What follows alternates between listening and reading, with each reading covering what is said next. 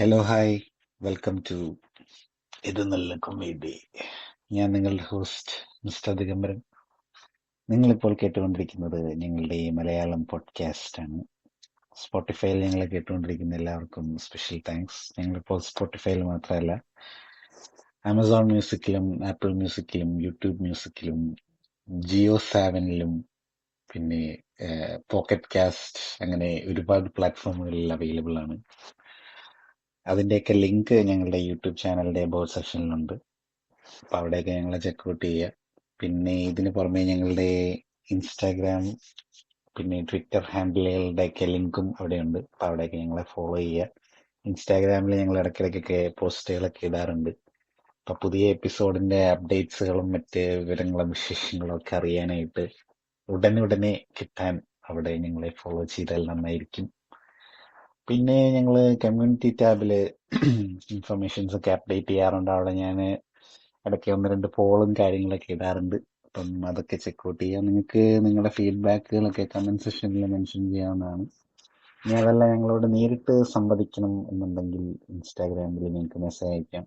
അതല്ലെങ്കിൽ ഞങ്ങളുടെ യൂട്യൂബ് ചാനലിൽ നിങ്ങളുടെ ഇമെയിൽ ഐ ഡി ഉണ്ട്. അവിടെ നിങ്ങൾക്ക് മെയിൽ അയച്ച് നിങ്ങളുടെ അഭിപ്രായങ്ങൾ രേഖപ്പെടുത്താം, അല്ലെങ്കിൽ കമന്റ് സെക്ഷനിൽ രേഖപ്പെടുത്താം. അപ്പോ ഇന്ന് ഞാൻ ചെയ്യാൻ പോകുന്നത്, ഞങ്ങൾ ചെയ്യാൻ പോകുന്നത് ഭ്രമയുഗം എന്ന സിനിമയെ കുറിച്ചാണ്.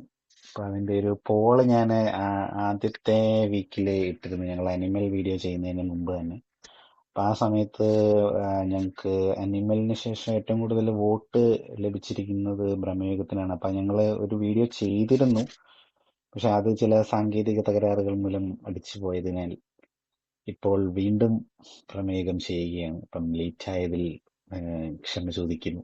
അപ്പം ഇന്ന് ഫൈനലി ഞങ്ങൾ 3 പേര്, ചാനൽ മെമ്പേഴ്സ് 3 പേരും ഉള്ള ഒരു എപ്പിസോഡാണ്. അപ്പൊ ഇത് ഒരുപാട് നാളുകൾക്ക് ശേഷം പ്രോഡിഗൽ സൺ റിട്ടേൺസ് എന്നൊക്കെ പറയുന്നത് പോലെ ഞങ്ങൾ എല്ലാവരും കൂടെ ഒരുമിച്ചുള്ള ഒരു എപ്പിസോഡാണ്. അപ്പം ഈ എപ്പിസോഡിലേക്ക് ഞാൻ വെൽക്കം ചെയ്യുന്നു mister Chakravani and miss UDC Kumari. Welcome to the show. Hello. Hi all. Hi. Chakravani, welcome back after a long time. അപ്പൊ നമ്മള് Thank you. നമ്മളിപ്പം ഭ്രമയുഗമാണ് നമ്മളിപ്പം ചെയ്യാൻ പോകുന്നത്. അതെ, നമ്മൾ ഇച്ചിരി ഡിലേ ആയി. നമ്മളത് പടം കണ്ടിട്ട് തന്നെ ഇപ്പം ഒത്തിരി നാളായി പോലെ ഒരു ഫീലിംഗ് ഉണ്ട്. പടം OTT-യിൽ വരെ വന്നു. നമ്മള് തിയേറ്ററിൽ കണ്ടാണ്. OTT-യിൽ വന്നു. അതെ, നമ്മൾ തിയേറ്ററിൽ കണ്ടു, അതിന് OTT-യിൽ വന്നു. സോ ആ 3 പടങ്ങൾ, അതായത് മലയാള സിനിമ ഇപ്പം ഭയങ്കര ഒരു പ്രത്യേകം സ്പോട്ട് ലൈറ്റിൽ നിൽക്കുന്ന ടൈമുമാണ്. ആ സ്പോട്ട്ലൈറ്റ് നിൽക്കുന്ന ടൈമിൽ വന്ന 3 പടങ്ങളിലൊന്നാണ് ഭ്രമയുഗം. സോ നമ്മളുടെ ബാർബൻഹൈമർ പോലെ പ്രേമയുഗം, ഭ്രമയുഗം ബോയ്സ് എന്നൊക്കെ പറഞ്ഞുകൊണ്ടൊക്കെ അങ്ങനെയൊക്കെ ഉണ്ടായിരുന്നല്ലോ ഒരു. നമ്മുടെ ബാർബൻഹൈമർ ആയിരുന്നു പ്രേമലുവും ഭ്രമയുഗവും. ഓപ്പൺഹൈമർ ബാർബി പോലെ. പക്ഷെ 3 പടങ്ങളും നമ്മള് വിചാരിക്കാത്ത ലെവലിലേക്ക് ഭയങ്കരമായിട്ട് പോയല്ലേ. അതെ.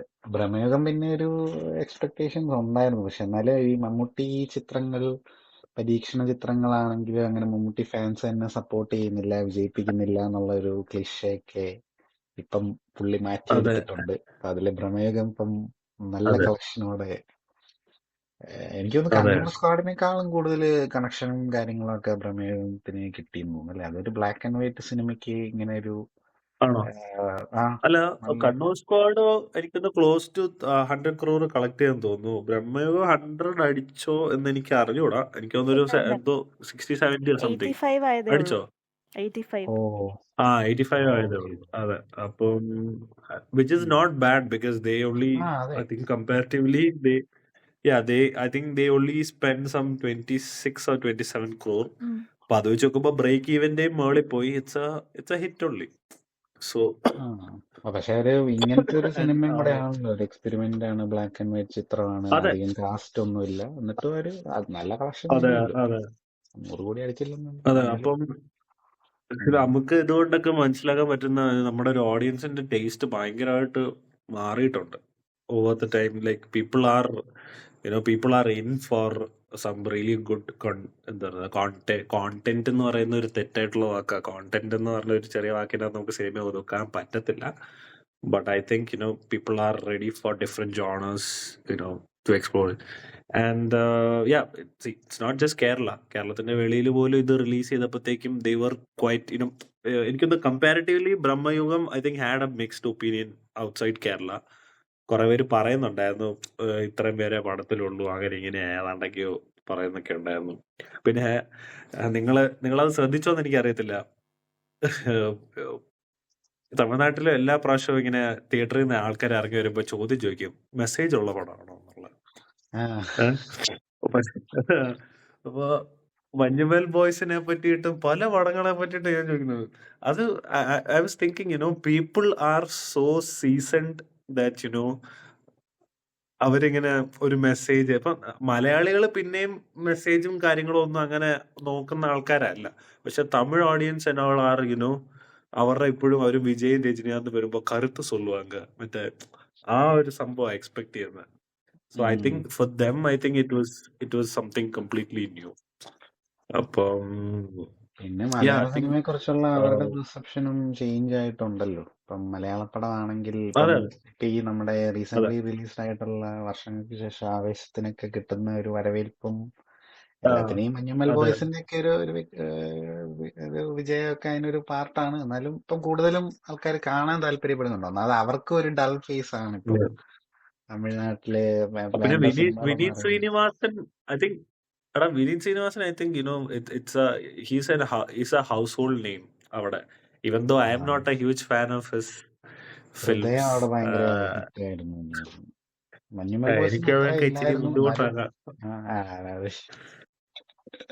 എനിക്ക് ഇച്ചിരി ബുദ്ധിമുട്ടാ ചെന്നൈ സ്റ്റാറിന്റെ പടങ്ങൾ കണ്ടോണ്ടിരിക്കാൻ. പിന്നെ നമ്മളങ്ങ് വെറുതെ കാണും. I heard similar genuine opinion from a certain audience. അവർക്ക് ഭയങ്കര വലിയ സംഭവമായിട്ടും തോന്നിയില്ല, ചെറിയ ക്രിഞ്ച് അടിച്ചു എന്നൊക്കെ പറഞ്ഞു. So anyway we'll go into our subject, Bramayugam. So can I start? പറഞ്ഞു. ഓക്കെ. സോ ബ്രഹ്മയുഗം ഞാൻ ഫസ്റ്റ് ഇവര് അനൗൺസ് ചെയ്ത സമയത്ത് Rahul Sadasivan is going to do a film with Mammootty എന്ന് പറഞ്ഞ് കേൾക്കുമ്പം I was really blown away. Because one thing we know that Mammootty is on a roll and he is very dangerous right now. He's in a place like he can do anything. എന്ത് വേണേലും പുള്ളിക്ക് ചെയ്യാന്നുള്ളൊരു സ്പേസില് പുള്ളി എത്തിയെന്നുള്ളതല്ല, പുള്ളി അത് realise ചെയ്തു എന്നുള്ള. നേരത്തെ also he use to do എന്താ പറയുന്ന ഈ എക്സ്പെരിമെന്റൽ ആയിട്ടുള്ളതും അങ്ങനത്തെ ഒരു സ്പേസിൽ ഇരുന്ന് പുള്ളി നേരത്തെ പടങ്ങൾ ചെയ്യായിരുന്നു. പക്ഷെ now he is genuinely looking out for some interesting subjects and I was really blown away by the fact that Rahul സദാശിവന്റെ കൂടെ ഇയാളൊരു പടം ചെയ്തു. കാരണം ഭൂതകാലം എനിക്ക് പേഴ്സണലി ഭയങ്കരമായിട്ട് ഇഷ്ടപ്പെട്ട ഒരു സിനിമയാണ്. ഐ മീൻ ആ മൂവി കാരണം നമുക്ക് രേവതിക്ക് ഒരു state award, I think it's Har first state award അല്ലേ, അങ്ങനെയല്ലേ? ആദ്യത്തെ സ്റ്റേറ്റ് അവാർഡ് എന്തോ ആണ്. കാരണം അതിനു മുന്നേ പുള്ളിക്കാരി she's a proven actor. She doesn't need a Bhoothakaalam to prove her acting or anything. But ആ പടം ഭയങ്കര ഇൻട്രസ്റ്റിംഗ് ആയിരുന്നു. ഞാൻ അതിനകത്ത് റിയലിസ്റ്റിക് ആയിട്ടുള്ള ഒരു ഹൊറർ സിനിമാസ് പറഞ്ഞ് നമ്മൾ കണ്ടിട്ടുമില്ല. And it was made on a very small budget. ഈ ബ്രഹ്മയുഗം പോലെ തന്നെ വളരെ ചെറിയ കാസ്റ്റ് ആണ് സിനിമയിലുള്ളത്, വളരെ ചുരുക്കം ആൾക്കാരേ ഉള്ളൂ. പക്ഷെ there was something so deep. Like അതൊരു എന്താ പറയുക, മനുഷ്യര് തമ്മിലുള്ള ഒരു എന്താ പറയുക, ഒരു ഡിപ്രസിങ് ആയിട്ടുള്ള സൈഡും രണ്ടുപേരും അനുഭവിക്കുന്ന മെന്റൽ കാര്യങ്ങളും എല്ലാം. It was not just a horror. Just like ഇപ്പം ബ്രഹ്മയുഗ ആണെങ്കിൽ പോലും it's not just a horror or a fantasy, but I think there is something element. It's more there is a psychological element. അതിന്റെ അകത്ത് nice and subtle ആയിട്ട് ആരെ heart ചെയ്യാത്ത രീതിയിലാണെങ്കിൽ പോലും അല്ലെങ്കിൽ ഒരു കമ്മ്യൂണിറ്റിയെ ഹേർട്ട് ചെയ്യാത്ത രീതിയിലാണെങ്കിൽ പോലും ഒരു പൊളിറ്റിക്സ്, ഒരു പവർ പൊളിറ്റിക്സിനെ പറ്റി പറഞ്ഞു പോകുന്നുണ്ട്. ആൻഡ് അത് ഭയങ്കര ബ്യൂട്ടിഫുള്ളി അത് എൻ്റെ അകത്തോട്ട് ബ്ലെൻഡ് ചെയ്തു എന്നേ എനിക്ക് തോന്നിയത്. So coming back to my point, അപ്പോൾ ഈ പടം അനൗൺസ് ചെയ്തു. പിന്നെ ഇവരൊരു പോസ്റ്ററും കൊണ്ടുവന്നു. ആ പോസ്റ്റർ എനിക്ക് ഭയങ്കരമായിട്ട് ഓർമ്മ വന്നത് ഏലിയൻ കവനന്റിന്റെ പോസ്റ്റർ പോലെയായിരുന്നു. So alien covenant has similar poster, ഇങ്ങനെ കുറെ മനുഷ്യർ അതിന്റെ ഇടയ്ക്ക് ഇങ്ങനെ ഏലിയൻസ് ഇരിക്കുന്നത് പോലെ, ഇത് മനുഷ്യരിങ്ങനെ വലിഞ്ഞ് മുകളിലോട്ട് കയറുന്ന പോലെയൊക്കെ സംതിങ് വാസ് ദയർ. ഒരു പഴയ വീട് കാണിച്ചു. അപ്പൊ പോസ്റ്റർ ഒക്കെ കണ്ടപ്പോഴത്തേക്ക് ഐ വാസ് തിങ്കിങ് ഓക്കെ, ഇതിപ്പം ഒരു പീരിയഡ് പടമായിരിക്കും. സോ അങ്ങനെ അങ്ങനെ അത് കണ്ടു. അത് കഴിഞ്ഞിട്ട് പിന്നെ മമ്മൂട്ടിയുടെ ഒരു പോസ്റ്റ് വന്നപ്പോഴത്തേക്ക് I was like mean what the hell is happening. അപ്പം ആ ഒരു കസാര ഇരിക്കുന്ന അപ്പൊ നമുക്കൊരു പഴയ വിധേയനും അങ്ങനത്തെ നമ്മുടെ പാലേരി മാണിക്ക അങ്ങനത്തെ ഒരു സ്പെക്കാണെന്നുള്ളത് നമുക്കത് കാണുമ്പോൾ മനസ്സിലായി. പിന്നെ then came the teaser, the trailer. Like teaser was എന്താ പറയുന്ന ഷോർട്ട് ആൻഡ് പ്രിസൈസ്. എനിക്കത് കണ്ടപ്പോഴത്തേക്കും ഫസ്റ്റ് തിങ് എനിക്ക് ഓർമ്മ വന്ന എന്താ പറഞ്ഞാല് റോബോട്ട് എഗേഴ്സിന്റെ ലൈറ്റ് ഹൗസ്. കാരണം റോബോട്ട് ടൈഗേഴ്സിന്റെ ലൈറ്റ് ഹൗസുമായിട്ട് ഇതൊരു നല്ലപോലെ സിമിലാരിറ്റി ഉള്ള പോലെ എനിക്ക് തോന്നി. അത് ടീച്ചർ കണ്ടപ്പോൾ മാത്രമല്ല. അതെ, റോബർട്ട് പാറ്റിൻസണും പിന്നെ one of my favourite actors William Dafoe. Robert പാറ്റിൻസന്റെ one of the nicest performance. കാരണം അത് അവന്റെ ഉള്ളിലൊരു നടനുണ്ട് എന്ന് പ്രൂവ് ചെയ്തൊരു പടം എന്ന് വേണമെങ്കിൽ നമുക്ക്. ഡെവിൾ ഓൾ ദ ടൈം എന്ന് പറഞ്ഞ സിനിമയുണ്ട്. പിന്നെ അത് കഴിഞ്ഞാൽ I was blown away by this film, അതായത് ലൈറ്റ് ഹൗസ്. സോ യാ, അപ്പം ഞാൻ അങ്ങനെ ഇത് തിയേറ്ററിൽ പോയി കാണാൻ തീരുമാനിച്ചു. I went to the theatre. The theatre was packed. And എനിക്ക് എന്റെ ഒരു എനിക്ക് അവിടെ ഇവിടെ ഒക്കെ ഒരു ചെറിയൊരു പേടി ഉണ്ടായിരുന്നു. കാരണം ബ്ലാക്ക് ആൻഡ് വൈറ്റ് ആകുമ്പോഴത്തേക്കും കുറച്ച് ലാഗ് ആയിരിക്കുമോ, പതിയെ കഥ പറഞ്ഞു പോകത്തുള്ളൂ. കാരണം റോബോട്ട് എഗേഴ്സിന്റെ പടം ഇച്ചിരി സ്ലോ ആയിരുന്നു. പക്ഷെ ഇറ്റ് വാസ് വെരി എന്താ പറയുന്നേ ഡീപ്ലി ഡിസ്റ്റർബിങ് ആയിട്ടുള്ള സിനിമയായിരുന്നു. There's a psychological factor to it. But അത് അത്യാവശ്യം ഭയങ്കര ഡിസ്റ്റർബിങ് ആയിരുന്നു. പക്ഷെ എനിക്ക് അയാളുടെ ഫിലിം മേക്കിംഗ് സ്റ്റൈല് പേഴ്സണലി ഭയങ്കര ഇഷ്ടമാണ്. അപ്പം ഞാനത് പോയി കണ്ടു. സംഭവം I really loved it. I really loved Bramayugam. കാരണം എവിടെയും ഈ ബ്ലാക്ക് ആൻഡ് വൈറ്റ് അല്ലാത്ത, ഇപ്പം ബ്ലാക്ക് ആൻഡ് വൈറ്റ് എന്ന് പറയുമ്പോഴത്തേക്ക് നമുക്ക് കാണാനൊക്കെ ചിലർക്ക് ബുദ്ധിമുട്ട് തോന്നാം. പക്ഷെ ഒരു പോയിന്റിൽ പോലും എനിക്ക് ബ്ലാക്ക് ആൻഡ് വൈറ്റ് അതെ, അഡ്ജസ്റ്റ് ആവാം. പക്ഷെ ഒരു പോയിന്റിൽ പോലും എനിക്കിത് കളർ എന്നുള്ള രീതിയിൽ ചിന്തിക്കാൻ പറ്റത്തില്ല. കാരണം കളർ ആയിരുന്നെങ്കിൽ ഇത് എങ്ങനെ ഇവര് കൺസീവ് ചെയ്യായിരുന്നു എന്നുള്ളത് നമുക്ക് അറിയത്തുമില്ല. പിന്നെ ഈ ചാത്തൻ കോൺസെപ്റ്റ് സത്യം പറഞ്ഞാൽ ഇതിനു മുന്നേ വന്നിട്ടുണ്ട്. ഇതിന് തൊട്ട് പിന്നെ കുമാരി എന്ന് പറഞ്ഞ സിനിമയ്ക്കകത്ത് I had expectation for that film. But somehow personally it did not work for me. Because രണത്തിന്റെ ഡയറക്ടറാണ് ആ പടം ഡയറക്ട് ചെയ്തത്. പക്ഷേ നിർമ്മൽ സഹദേവ്. അതെ, എനിക്ക് തോന്നുന്നു ഐ തിങ്ക് പൃഥ്വിരാജ് പ്രൊഡക്ഷൻ ആയിരുന്നു ആദ്യം അത് പ്രൊഡ്യൂസ് ചെയ്യാൻ വേണ്ടി ഇരുന്നത്. അവരാണ് ഇതിന്റെ ടൈറ്റിൽ അനൗൺസ് ഒക്കെ ചെയ്തത്. അപ്പം I thought it was going to be something really good എന്ന് വിചാരിച്ച. പക്ഷെ എന്തൊക്കെയോ പോരായ്മകളും പ്രശ്നങ്ങളും ഒക്കെ ഉണ്ടായിരുന്നു. ഐ തിങ്ക് എനിക്ക് ഷൈൻ ടോം ചാക്കോയുടെ സംസാര രീതിയുടെ പ്രശ്നമല്ല, പുള്ളിയുടെ ഡയലോഗ് സത്യം പറഞ്ഞാൽ പ്രോപ്പറായിട്ട് കേൾക്കാൻ പോലും പറ്റിയില്ല. മനസ്സിലാവുന്നില്ല. പിന്നെ ചില ക്യാരക്ടേഴ്സ് മിസ്കാസ്റ്റിംഗ് പോലെയൊക്കെ എനിക്ക് തോന്നി. അതായത് സ്പടികൻ ജോർജിന്റെ ഒക്കെ ക്യാരക്ടർ എന്തോ it really did not work for me. പിന്നെ ആ ജിജു ജോണോ അങ്ങനെ ഒരു പുള്ളി ഉണ്ടായിരുന്നു, ഇവരുടെ ചേട്ടനായിട്ട് വരുന്ന. അയാളൊക്കെ ഇച്ചിരി കഷ്ടപ്പെട്ട് മറ്റേ വള്ളുവനാടൻ സ്ലാങ് പിടിക്കുന്ന പോലെയും ആക്സെന്റ് പിടിക്കുന്ന പോലെയും. It had problems. The idea was good. എനിക്ക് അങ്ങനത്തെ ഒരു ഫാന്റസി, ഒരു മുത്തശ്ശിക്കഥ പോലെ ആ ഒരു ഫാന്റസിയും കാര്യങ്ങളൊക്കെ. അഗൈൻ മുത്തശ്ശിക്കഥ എന്ന് പറയുമ്പോൾ we are not going back to Malaikottai Vaali, but still you know what I am saying. അപ്പോ ആ ഒരു സ്പേസിൽ ആ പടം വാസ് നോട്ട് ദാറ്റ് ഗ്രേറ്റ്. പക്ഷെ നമ്മൾ എന്നും നമ്മൾ മലയാളികൾ കുറെ പേര് ആഗ്രഹിച്ചിട്ടുള്ള ഒരു കാര്യമാണ് ഒരു അനന്തഭദ്രം സ്പേസിലൊക്കെ ഒരു പടം വേണം. എനിക്ക് തോന്നുന്നു ആ ഒരു അനന്തഭദ്രമൊക്കെ കഴിഞ്ഞതിന് ശേഷം എനിക്ക് തോന്നുന്നു ആ കൂട്ടത്തിൽ ഇത് തമ്മിൽ സിമിലാരിറ്റി ഇല്ല. അത് കുറച്ചുകൂടെയും എന്താ പറയുന്നത് മാജിക് റിയലിസവും പരിപാടിയൊക്കെയാണ്. ഇതൊരു കുറച്ചുകൂടെയും ഹൊറർ പ്ലസ് ഫാന്റസി ത്രില്ലർ ആ ഒരു സ്പേസിൽ. But to be very honest, ഈ പടത്തിന്റെ എനിക്ക് സത്യം പറഞ്ഞ ഒരുപാട് കുറ്റമൊന്നും പറയാനൊന്നുമില്ല. Lot of things work for me. I mean, cinematography was really good, on point, really on point. ഞാൻ അയാള് ഇതിന് മുന്നേ അയാളുടെ പേര് ഞാൻ വിട്ടുപോയി, സോറി. പുള്ളി പുള്ളി ഷഹനാസ് ജലാൽ ഇതിന് മുന്നേ ചെയ്ത പടങ്ങളൊക്കെ അത്ര ഇംപ്രസീവ് സിനിമാറ്റോഗ്രഫി എന്ന് എടുത്തു പറയാനൊന്നും ഇല്ലായിരുന്നു. ഹീസ് നോട്ട് സം എന്താ പറയുന്നത്, നമുക്ക് ചിലരെ അറിയാമല്ലോ. ഇപ്പൊ ചില സിനിമാറ്റോഗ്രാഫേഴ്സിനാണെങ്കിൽ അവര് ഈ പടത്തിൽ വർക്ക് ചെയ്യാന്ന് പറയുമ്പോഴത്തേക്കും okay, we know that we gonna see some really good visuals. ഇപ്പൊ എന്റെ മലയാളത്തിലെ കറന്റ് ഫേവറേറ്റാ നിമിഷ് രവി. അപ്പൊ നിമിഷ് രവിയുടെ പടം കാണുമ്പോൾ നമുക്കറിയാം ഒരു പെർട്ടിക്കുലർ ടൈപ്പ് ഓഫ് ഫ്രെയിമിങ്ങും പരിപാടിയൊക്കെ ആയിരിക്കും കാര്യകടിയോ. പക്ഷെ this is something that I never so coming. അതും ഭയങ്കര കിടിലമായിട്ട്. അത് രാഹുൽ സദാശിവനും അതിന്റെ ക്യാമറമാനും എല്ലാം ഒരുപാട് ഡയറക്ടേഴ്സിന്റെ ഭയങ്കര ഡ്രീമാ ബ്ലാക്ക് ആൻഡ് വൈറ്റിൽ പടം എടുക്കണമെന്നുള്ളത്. പക്ഷെ ഈ കൊമേഴ്ഷ്യൽ ഫാക്ടേഴ്സും ഇങ്ങനത്തെ കാര്യങ്ങളൊക്കെ കാരണമാണ് മിക്കവരും എടുക്കാൻ പറ്റാതെ പോകുന്നത്.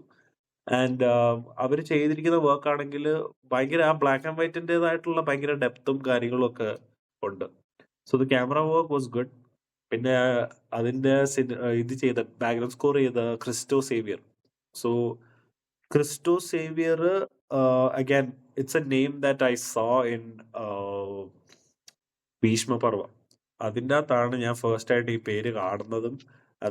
അതിന്റെ എനിക്ക് തോന്നുന്നു പുള്ളി ആ സമയത്ത് സുഷിൻ ശ്യാമിന്റെ അസിസ്റ്റന്റും ആയിരുന്നു. And he did the teaser music. അപ്പൊ ടീസർ മ്യൂസിക് ഇച്ചിരി ഒരു sort of A Carnatic plus dub step kind of അങ്ങനത്തെ ഒരു മ്യൂസിക് ആയിരുന്നു.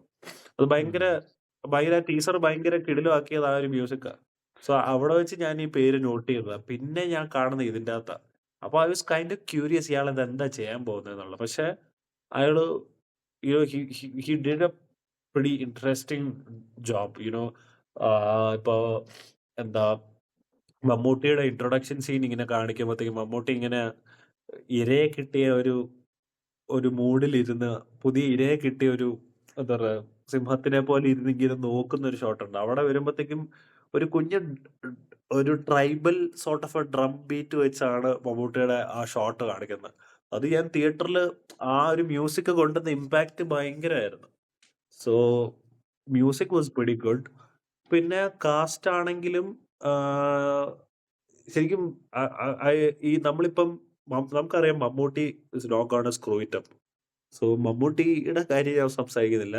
പക്ഷെ എനിക്ക് I was curious to know how Arjun Ashokan and Sidharth Bharathan would do that. അവരുടെ റോൾസ് എങ്ങനെ ചെയ്യുമെന്നുള്ളത് ഭയങ്കര ക്യൂരിയസ് ആയിരുന്നു ഞാൻ. അപ്പോ ശരിക്കും രണ്ടുപേരും ഭയങ്കര കിടിലമായിട്ട് ചെയ്തു. Siddharth Bharathan was really good actually. പുള്ളിയുടെ കൈയൊക്കെ ആരാണോ മേക്കപ്പ് ചെയ്തതാണോ എന്തോ ശരിക്കും ഒരു പാചകക്കാരന്റെ കൈ പോലെയൊക്കെ തോന്നും. പിന്നെ പുള്ളിയുടെ ആ ഒരു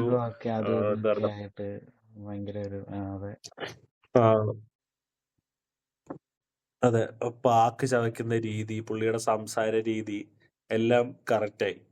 പിന്നെ അർജുൻ അശോകനാണെങ്കിലും for to play a slave he was pretty good. പിന്നെ സ്ലേവിൻ്റെതായിട്ടുള്ള ഒരു ശരീരപ്രകൃതം ഉണ്ടോ എന്ന് ചോദിച്ചാൽ ഇല്ല.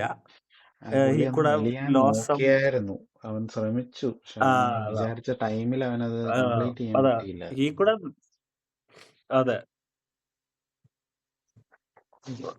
മേ ബി എനിക്ക് തോന്നുന്നു അവരുടെ ടൈം കൺസ്ട്രെയിൻസ് ഒക്കെ കാരണമായിരിക്കാം. കാരണം മമ്മൂട്ടിയെ പോലുള്ള ഒരു വലിയ നടനോ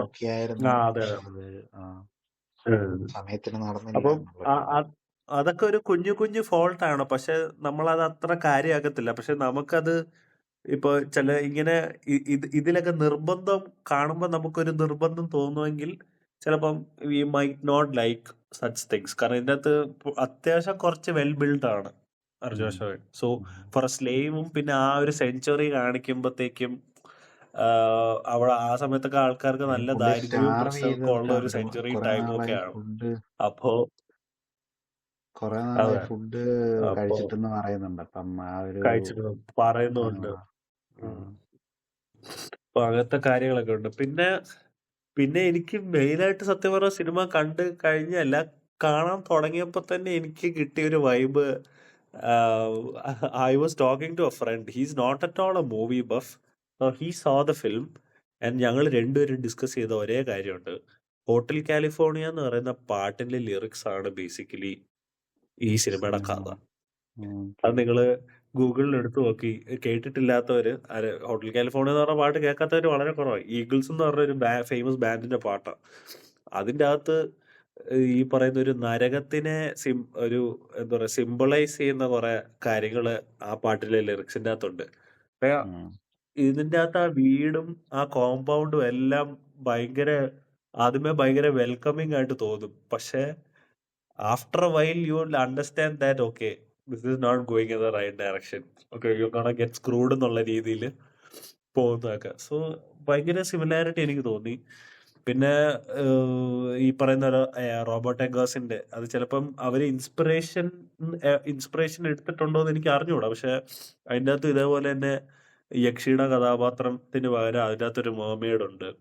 അപ്പം എവിടേക്കോ കുറെ സിമിലാരിറ്റീസ് ഉണ്ട്.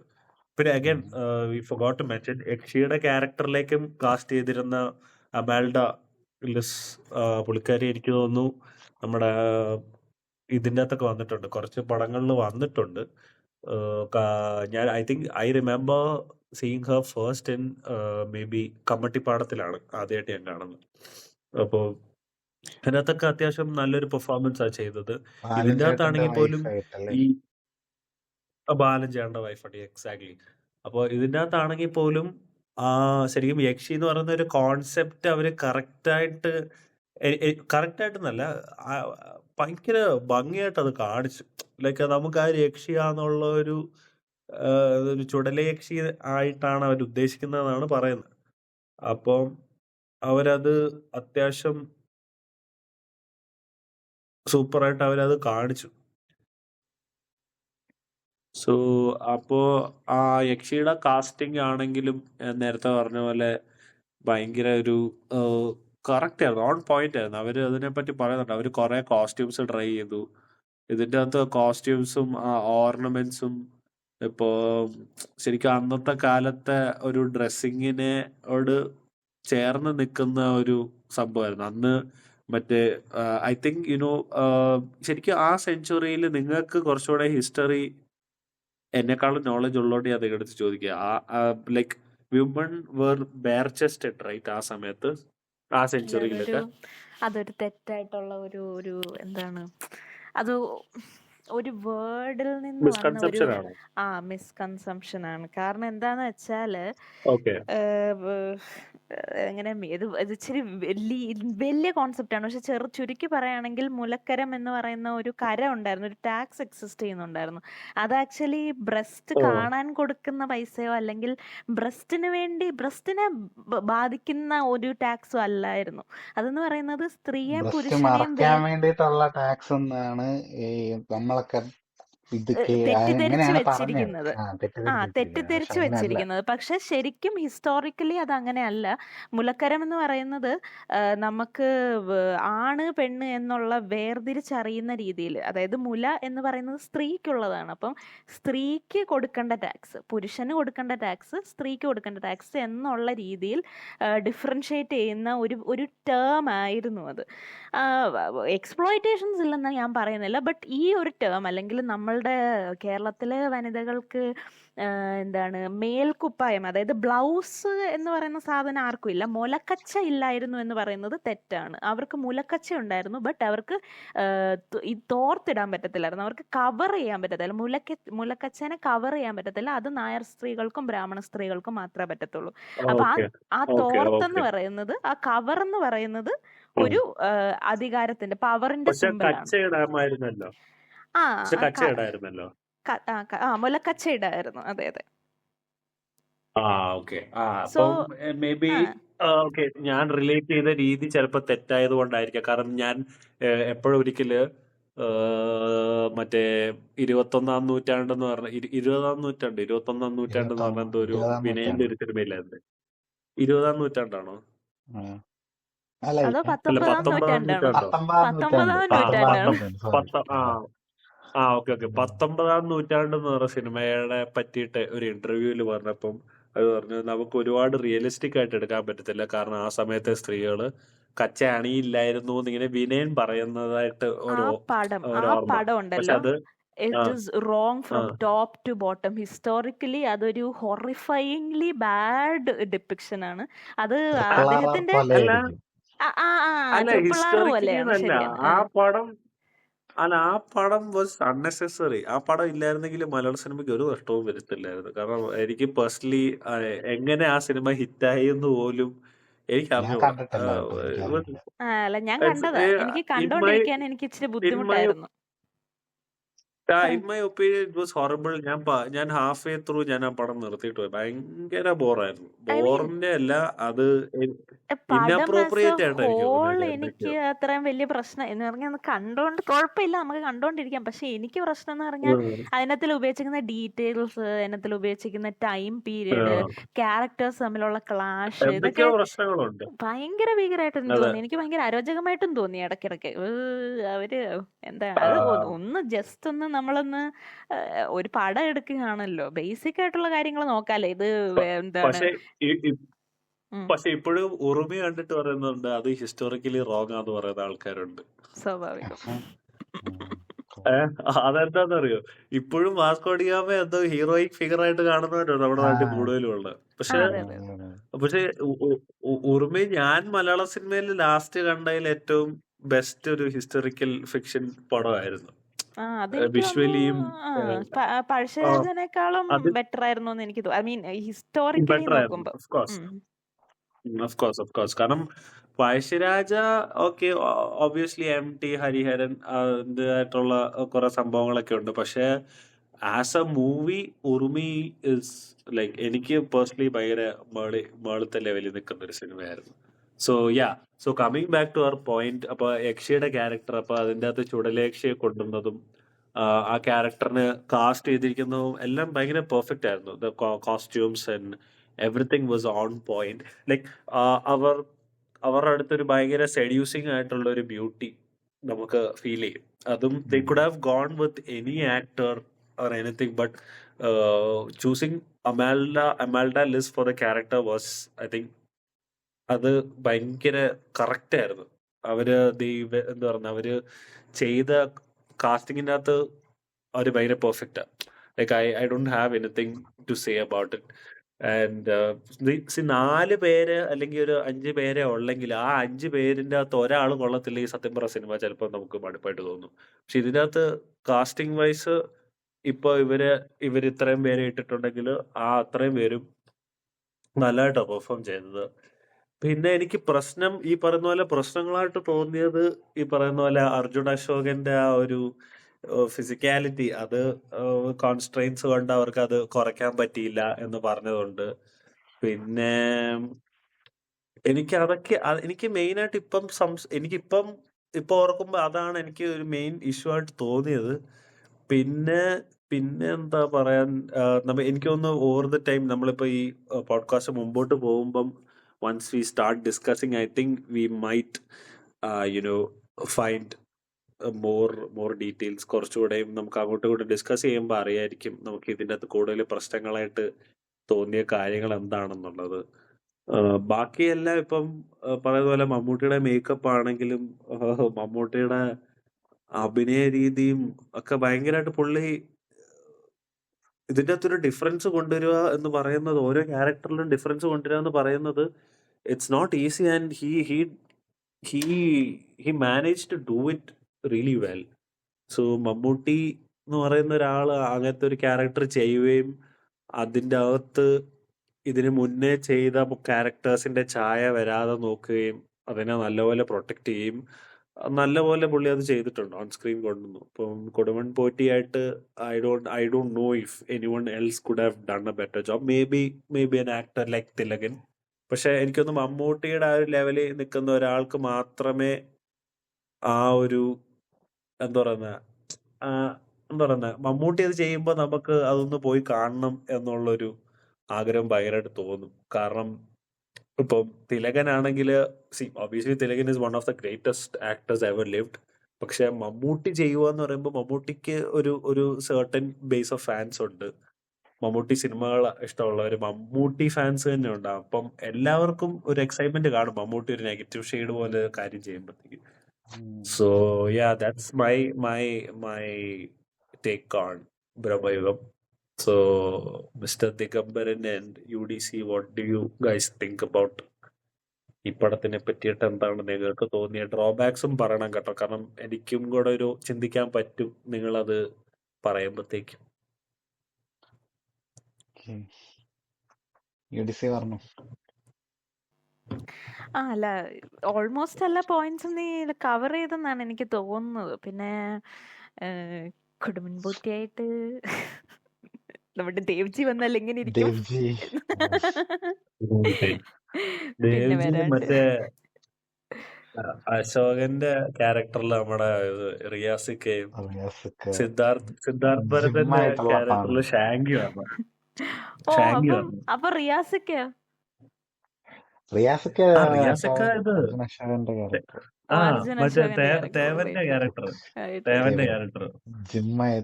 പാചകക്കാരന്റെ ക്യാരക്ടർ ഷാങ്കി.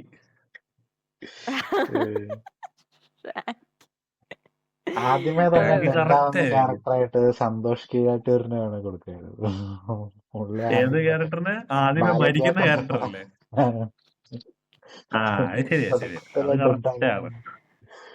അതെ, സന്തോഷ് കീഴാറ്റൂർ ഡെത്ത് സ്റ്റാർ അല്ലേ? എനിക്ക് തോന്നുന്നു ദേവ്ജിയെ കടത്തി വെട്ടിയ ഡെത്ത് സ്റ്റാർ പുള്ളിയാന്ന് എനിക്ക് തോന്നുന്നത്. അപ്പോ അപ്പോ ഡെഫിനറ്റ്ലി അതൊരു കൊമേഡി എനിക്ക് പറഞ്ഞതാണ്. ബട്ട് അത് ഓൾമോസ്റ്റ് എല്ലാ പോയിന്റ്സും നീ കവർ ചെയ്തു. എനിക്ക് പിന്നെ ഭയങ്കര ഇൻട്രസ്റ്റിംഗ് ആയിട്ട് തോന്നിയ ഒരു കാര്യമാണ് ഇത്. എല്ലാവർക്കും ഇങ്ങനെ ഓബ്വിയസ് ആയിട്ടുള്ള കാര്യമാണ്, പക്ഷെ എനിക്കത് ഭയങ്കര ക്യാച്ചി ആയിട്ട് തോന്നി. കാരണം ബ്ലാക്ക് ആൻഡ് വൈറ്റ് പടം നമ്മുടെ കാലഘട്ടത്തിൽ കാണാൻ പറ്റിയത് ഒരു ഭയങ്കര ഭാഗ്യമായിട്ട് ഞാൻ കണക്കാക്കുന്നുണ്ട്. കാരണം ഇപ്പം ഞാൻ ഇത് പടം കാണാൻ പോയപ്പോഴത്തേനും എൻ്റെ ഫാമിലിയുടെ കൂടെയാണ് പോയത്. അപ്പം ഞാൻ അപ്പനോട് ചോദിച്ചു. എൻ്റെ അപ്പനോട് ചോദിച്ചപ്പോൾ എൻ്റെ അപ്പം പോലും ബ്ലാക്ക് ആൻഡ് വൈറ്റ് പടം കണ്ടിട്ടില്ല. അപ്പം ഇത് എന്താണ് പറയുന്നത്, കുറേ ജനറേഷൻസിൻ്റെയും കൂടെ ഒരു എക്സ്പീരിയൻസ് ആർക്ക് നമ്മളുടെ കുറേ നാളത്തെ, അതായത് എൻ്റെ അപ്പന് 10-60 വയസ്സുണ്ട്. അത്രയും പ്രായമുള്ള മനുഷ്യൻ പോലും ബ്ലാക്ക് ആൻഡ് വൈറ്റ് പടം കണ്ടിട്ടില്ല. അപ്പോൾ അതൊരു ഭയങ്കര ഒരു എന്താണ് ഒരു പ്രിവിലേജ് ആയിട്ട് എനിക്ക് തിയേറ്ററിൽ ഡെഫിനറ്റ്ലി ഒബ്വിയസ്ലി അപ്പം അതൊരു ഭയങ്കര നല്ല എക്സ്പീരിയൻസ് ആയിട്ട് എനിക്ക് തോന്നിയത്. ഡെഫിനറ്റ്ലി മെൻഷനബിൾ ആണ്. പിന്നെ എനിക്ക് തോന്നിയ ഒരു മിസ്റ്റേക്ക് അല്ല, എനിക്ക് തോന്നിയൊരു ബുദ്ധിമുട്ട് ഞാൻ പറയാം. അതായത് അർജുൻ അശോകൻ പാട്ട് പാടാൻ വാതുറക്കുന്നതിന് മുമ്പേ ഞാനിങ്ങനെ പ്രാർത്ഥിച്ചിരുന്നു, ദൈവമേ ആ ശരീരത്തിന് ചേരുന്ന ഒരു സൗണ്ട് കൊടുക്കണേ. വാതുറന്നു, എൻ്റെ എക്സ്പെക്ടേഷൻസ് 8 നിലയിൽ പൊട്ടി.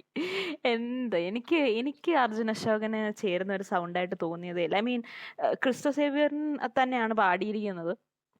അദ്ദേഹത്തിൻ്റെ സൗണ്ട് ഒക്കെ ഭയങ്കര നല്ലതാണ്, പാട്ടും ഭയങ്കര നല്ല രസമുണ്ട്. ആസ് എൻ ഇൻഡിവിജ്വൽ സോങ് കേൾക്കുമ്പോൾ ഭയങ്കര നല്ലതാണ്. പക്ഷേ നോട്ട് ഫോർ അർജുൻ അശോകൻ. എനിക്കത് ഭയങ്കര ബുദ്ധിമുട്ടായിട്ട് തോന്നി. എനിക്ക് അറിയത്തില്ല. ഐ മീൻ പാണന്റെ പാട്ടാണല്ലോ അതിനകത്തുള്ള ഈ ഒരു വൈറ്റൽ പോയിന്റ്, അല്ലെങ്കിൽ അത് കേട്ട് ഇഷ്ടപ്പെട്ട് ആണല്ലോ പുള്ളി അകത്തേക്ക് വിളിക്കുന്നതും ഒക്കെ. അപ്പോൾ അതൊരു എന്താണ് ഇമ്പോർട്ടൻ്റ് കാര്യമായിരുന്നു. അവർക്കത് കുറച്ചും കൂടെ ഒരു പുള്ളിയുടെ ശരീരത്തിന് ചേരുന്ന ഒരു സൗണ്ട്, അല്ലെങ്കിൽ മുഖത്തിന് ചേരുന്ന ഒരു സൗണ്ട് ആയിരുന്നെങ്കിൽ ബെറ്റർ ആയിരുന്നു എന്ന് എനിക്ക് തോന്നി. ആ ഒരു പാട്ട്, ആ ഫസ്റ്റ് പാട്ടിന് മാത്രമാണെങ്കിലും മതിയായിരുന്നു. ബട്ട് അതെനിക്ക് ഇച്ചിരി ബുദ്ധിമുട്ടായിട്ട് തോന്നിയായിരുന്നു. പിന്നെ മെൻഷൻ ചെയ്യാൻ പറ്റുന്ന, ഇപ്പോൾ ഒത്തിരി നിറ്റ്പിക്ക് ചെയ്യുകയാണെങ്കിൽ, എന്തെങ്കിലും കുറ്റം പറയാനുണ്ടോ എന്ന് ചോദിക്കുമ്പോൾ ഒത്തിരി നിറ്റ്പിക്ക് ചെയ്യുകയാണെങ്കിൽ നമുക്ക് ഒരു ചെറിയ കണ്ടിന്യൂറ്റി മിസ്റ്റേക്ക് ഞാനും ദിഗംബരനും കൂടി ഇരുന്ന് കണ്ടുകൊണ്ടിരുന്നപ്പോൾ. അതായത് ഞങ്ങളത് റീവാച്ച് ചെയ്തായിരുന്നു. ഞാൻ തിയേറ്ററിലാണ് കണ്ടത്. ദിഗംബരൻ തിയേറ്ററിലാണോ കണ്ടത്? ഞാൻ തിയേറ്ററിലുണ്ട്. നിങ്ങൾ രണ്ടുപേരും കാണുന്നതിന് മുന്നേ പോയി ഞാൻ കണ്ടത്. റൈറ്റ്. ഈ പടം അവസാനം ആ ഈ പടം അവസാനം ഞാനാണ് തിയേറ്ററിൽ കണ്ടത് കേട്ടോ. ഞാൻ ഇച്ചിരി ഡിലേ ആയായിരുന്നു. അപ്പം ഞാൻ കുറച്ച് സ്പോയിലേഴ്സും കൂടെ എൻ്റെ കൂടെ കൊണ്ടുപോയായിരുന്നു ആ സമയത്തേക്ക്. വലിയ സ്പോയിലറായിട്ടൊന്നും ഇല്ല ഈ പടത്തിൽ, ബട്ട് സ്റ്റിൽ കുറെ കാര്യങ്ങൾ കേട്ടിട്ടാണ് ഞാൻ പോയത്. ന്യൂസ് അപ്പോൾ അതിൻ്റെ അകത്തിൽ ഞങ്ങൾ രണ്ടുപേരും ഇത് റീവാച്ച് ചെയ്ത്, ഈ വീഡിയോ ചെയ്യാൻ വേണ്ടി റീവാച്ച് ചെയ്യുന്ന സമയത്ത് ഞങ്ങൾ രണ്ടുപേരുടെ കുത്തിയിരുന്ന് കണ്ടുപിടിച്ച ഒരു ചിന്ന കാര്യം പറയാം. അതായത് ഈ യക്ഷി വന്നിട്ട് നമ്മുടെ പോറ്റിയുടെ അടുത്ത് വന്ന് അവർ രണ്ടുപേരും കൂടെ ഒരു ലസ്റ്റ് സിറ്റുവേഷനിൽ ഏർപ്പെടുന്ന ഒരു സീനുണ്ടല്ലോ.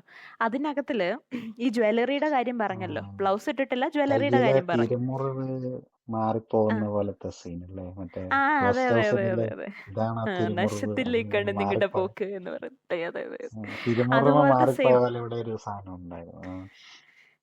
അപ്പൊ അതെന്താന്ന് വെച്ചാല് പുള്ളിക്കാരി മോതിരം പോലെയാണ്, നഖം പോലത്തെ മോതിരം പോലത്തെ ഒരു ക്യാപ്പ് പോലത്തെ സാധനം കയ്യിലിട്ടിട്ടുണ്ട്. അത് പുള്ളിക്കാരി അത് രണ്ട് ആംഗിളിൽ നിന്ന് നമ്മളെ ഷോട്ട് കാണിക്കുന്നുണ്ട്. പോറ്റിയുടെ അതായത് പോറ്റിയെ കെട്ടിപ്പിടിക്കുമ്പോൾ ബാക്കിൽ നിന്നുള്ള സീക്വൻസും കാണിക്കുന്നുണ്ട്, സീനും ഒരു ഷോട്ടും കാണിക്കുന്നുണ്ട്, സൈഡിൽ നിന്നുള്ള ഒരു ഷോട്ടും കാണിക്കുന്നുണ്ട്. അതിനകത്തിൽ ആദ്യം തുടങ്ങുമ്പോൾ പുള്ളിക്കാരിയുടെ ചെറുവിരലിലും ബാക്കിയുള്ള വിരലുകളിലും ആണെന്നാണ് എനിക്ക് തോന്നുന്നത്. പക്ഷെ തലതിരിഞ്ഞ് പുള്ളിക്കാരൻ്റെ പുറകെ വരുമ്പം ചൂണ്ടുവിരലിലും തള്ളവിരലിലും ആകും മോതിരം. അപ്പൊ അവിടെ ഒരു ചെറിയൊരു കണ്ടിന്യൂറ്റി മിസ്റ്റേക്ക്. അതിന് പ്രേതമായതുകൊണ്ട് പെട്ടെന്ന് നഖമൊക്കെ മാറിയിട്ടാണെന്നറിയില്ല, ബട്ട് അങ്ങനെ ഒരു ചെറിയ അല്ല, മിസ്റ്റേക്ക് ഞാൻ കണ്ടുപിടിച്ചു. അന്നേരം കണ്ടപ്പോ ഞാനൊരു ഇത് പറഞ്ഞു, അതായത് പുള്ളി ഈ വേണമെങ്കിൽ ഇനി കണ്ടിന്യൂറ്റി മിസ്റ്റേക്ക് അല്ല എന്ന് പറയാൻ. ഇപ്പൊ തേവൻ യക്ഷി ഇങ്ങനെ മറ്റേ ചാത്തനെ സ്വപ്നം കാണുന്ന പോലത്തെ ഇതുണ്ടല്ലോ. അപ്പം അതുപോലെ ഇനി തേവൻ കണ്ട വല്ല സ്വപ്നത്തിന്റെ ഇല്യൂഷനും ആയിരിക്കുന്നു. ഭാഗമാണോ, ആ യക്ഷി ശരിക്കും വന്നതാണോ, അതോ തേവൻ കണ്ട സ്വപ്നമാണോ എന്ന് വേണമെങ്കിൽ നമുക്ക് ആലോചിക്കാം എന്നുള്ള ആലോചിക്കാം. രീതിയിൽ. റൈറ്റ് റൈറ്റ് റൈറ്റ് അത് സൂചിപ്പിക്കാനായിട്ടാണ് വിരലില് ഇത് മാറിയത് എന്നുള്ള രീതിയിൽ വേണമെങ്കിൽ ഓ മറ്റേ ചിന്തിക്കാം. കടുക്കൻ മാറുന്ന പോലെ. റൈറ്റ് ആ റൈറ്റ് റൈറ്റ്. കടുക്കൻ മാറുന്ന പോലെ, അതായത് അവൻ കണ്ട സ്വപ്നമാണ്, അതുകൊണ്ട് ഡീറ്റെയിൽസ് മാറുമല്ലോ സ്വപ്നത്തിൽ. മറ്റേ ഇൻസെപ്ഷന്റെ റൈറ്റ്. എന്തൊക്കെയാണേലും എന്തെങ്കിലും ഒരു ചെറിയ ഇറഗുലാരിറ്റി നമ്മളാണേലും റിയൽ ലൈഫിൽ സ്വപ്നങ്ങൾ കാണുമ്പം ഞാൻ എന്റെ ഞാൻ സ്വപ്നം കാണുകയാണെന്ന് തിരിച്ചറിയുന്നത് ഇങ്ങനത്തെ ചില ഡീറ്റെയിൽസ് വെച്ചിട്ടായിരിക്കും. അതായത് ഭയങ്കര അബ്സേർഡ് ആയിട്ടുള്ള എന്തെങ്കിലും കാര്യം നടക്കുക, നമ്മുടെ മൈൻഡിനെ അങ്ങ് ട്രിക്ക് ചെയ്യാൻ പാടാണല്ലോ, സ്വപ്നമാണ് റിയൽ ആണെന്നുള്ളത്. അപ്പം അങ്ങനെ നമ്മൾ കണ്ടുപിടിക്കുമല്ലോ, അതുപോലത്തെ വേണമെങ്കിൽ അങ്ങനെ വിചാരിക്കാം. കണ്ടിന്യൂ. അപ്പൊ അങ്ങനെ ഒരു ചെറിയ ഡീറ്റെയിൽ ഞങ്ങൾ അവിടെ ഇങ്ങനെ കണ്ടുപിടിച്ചായിരുന്നു. വേറെ കുറ്റങ്ങളൊന്നും കണ്ടുപിടിക്കാനില്ലാത്തതുകൊണ്ട് പറ്റുന്ന കുറ്റങ്ങളൊക്കെ ചകഞ്ഞെടുക്കുകയായിരുന്നു ഞങ്ങളുടെ ജോലി. അപ്പോൾ അങ്ങനെ ഒരു കാര്യം നമ്മൾ മെൻഷൻ നമ്മൾ കണ്ടായിരുന്നു. പിന്നീട് എന്താണ് എന്നെ പറയുന്നത്, എനിക്ക് ഈ പറഞ്ഞ പോലെ പ്രേതത്തിനെ ഭയങ്കരമായിട്ട് ഇഷ്ടപ്പെട്ടു. യക്ഷീനെ ഭയങ്കരമായിട്ട് ഇഷ്ടപ്പെട്ടായിരുന്നു. നല്ല ഒരു യക്ഷിയായിരുന്നു പുള്ളിക്കാരി. അതായത് നോർമൽ സാരി, ചിലങ്ക, പാട്ട്, പുക ഒക്കെ മാറ്റി നിർത്തി അത്യാവശ്യം മ്യൂട്ടായിട്ടുള്ള എന്നാൽ ഇച്ചിരി ഭയങ്കര വശ്യതയുള്ള ഒരു പ്രത്യേക തരത്തിൽ സൗന്ദര്യമുള്ള ഒരു യക്ഷിയായിട്ട് എനിക്ക് തോന്നി. ഞങ്ങളുടെ അമ്മയൊക്കെ പറയുന്നുണ്ടായിരുന്നു പുള്ളിക്കാരിയെ കണ്ടിട്ട് മോഡലിന്റെ കൂട്ടുണ്ട്, റാംപോക്ക് നടത്താൻ റെഡി ആയിട്ട് നിൽക്കുന്ന പോലെ ഉണ്ടെന്നൊക്കെ ശരിക്കും ഒരു മോഡലാണ്. അല്ല ഞാൻ യക്ഷിയുടെ ആ ഒരു പരിവേഷത്തിന്റെ കാര്യമാണ് പറയുക, ആ ഒരു ലുക്കിന്റെ കാര്യമാണ് പറഞ്ഞത്. അല്ലാതെ പുള്ളിക്കാരി ആസ് എ പേഴ്സൺ അല്ല, ഇൻഡിവിജ്വൽ അല്ല, സിനിമയ്ക്കകത്ത് അങ്ങനെ ഉണ്ടായിരുന്നു എന്ന് പറയുന്നത്. യെസ്. അപ്പൊ അത് പുള്ളിക്കാരി എനിക്ക് ഭയങ്കരമായിട്ട് ഇഷ്ടപ്പെട്ടു. പുള്ളിക്കാരിയുടെ ക്യാരക്ടറും എനിക്ക് ഇഷ്ടപ്പെട്ടു. അവിടെ ആയിട്ട് മാത്രം ഉള്ളെങ്കിലും അത്യാവശ്യം നോട്ടീസബിൾ ആയിട്ടുള്ള ഒരു ക്യാരക്ടറാണ്.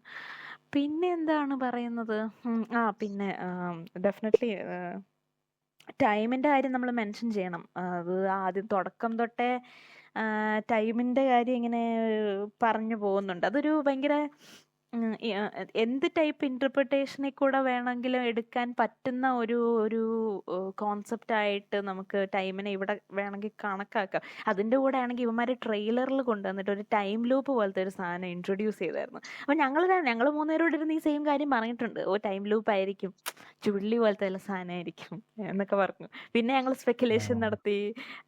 എനിക്ക് ഓർമ്മയുണ്ടോ, മറ്റേ ആദ്യത്തെ ട്രെയിലർ വന്ന സമയത്ത് ഡ്രാക്കുളയായിട്ട് ബന്ധം കാണും എന്ന് പറയുന്നത്. നമ്മളങ്ങനെ കുറെ പടം കണ്ടു കഴിഞ്ഞപ്പോഴേ എനിക്ക് തോന്നിയായിരുന്നു ആ തോന്നി. ഒരു ബ്രാം സ്റ്റോക്കർ ഡ്രാക്കുളയുടെ ഇത്. അതെ അതെ അതെ അതെ. അപ്പൊ നമ്മളിങ്ങനെ കുറച്ച് നമ്മളിങ്ങനെ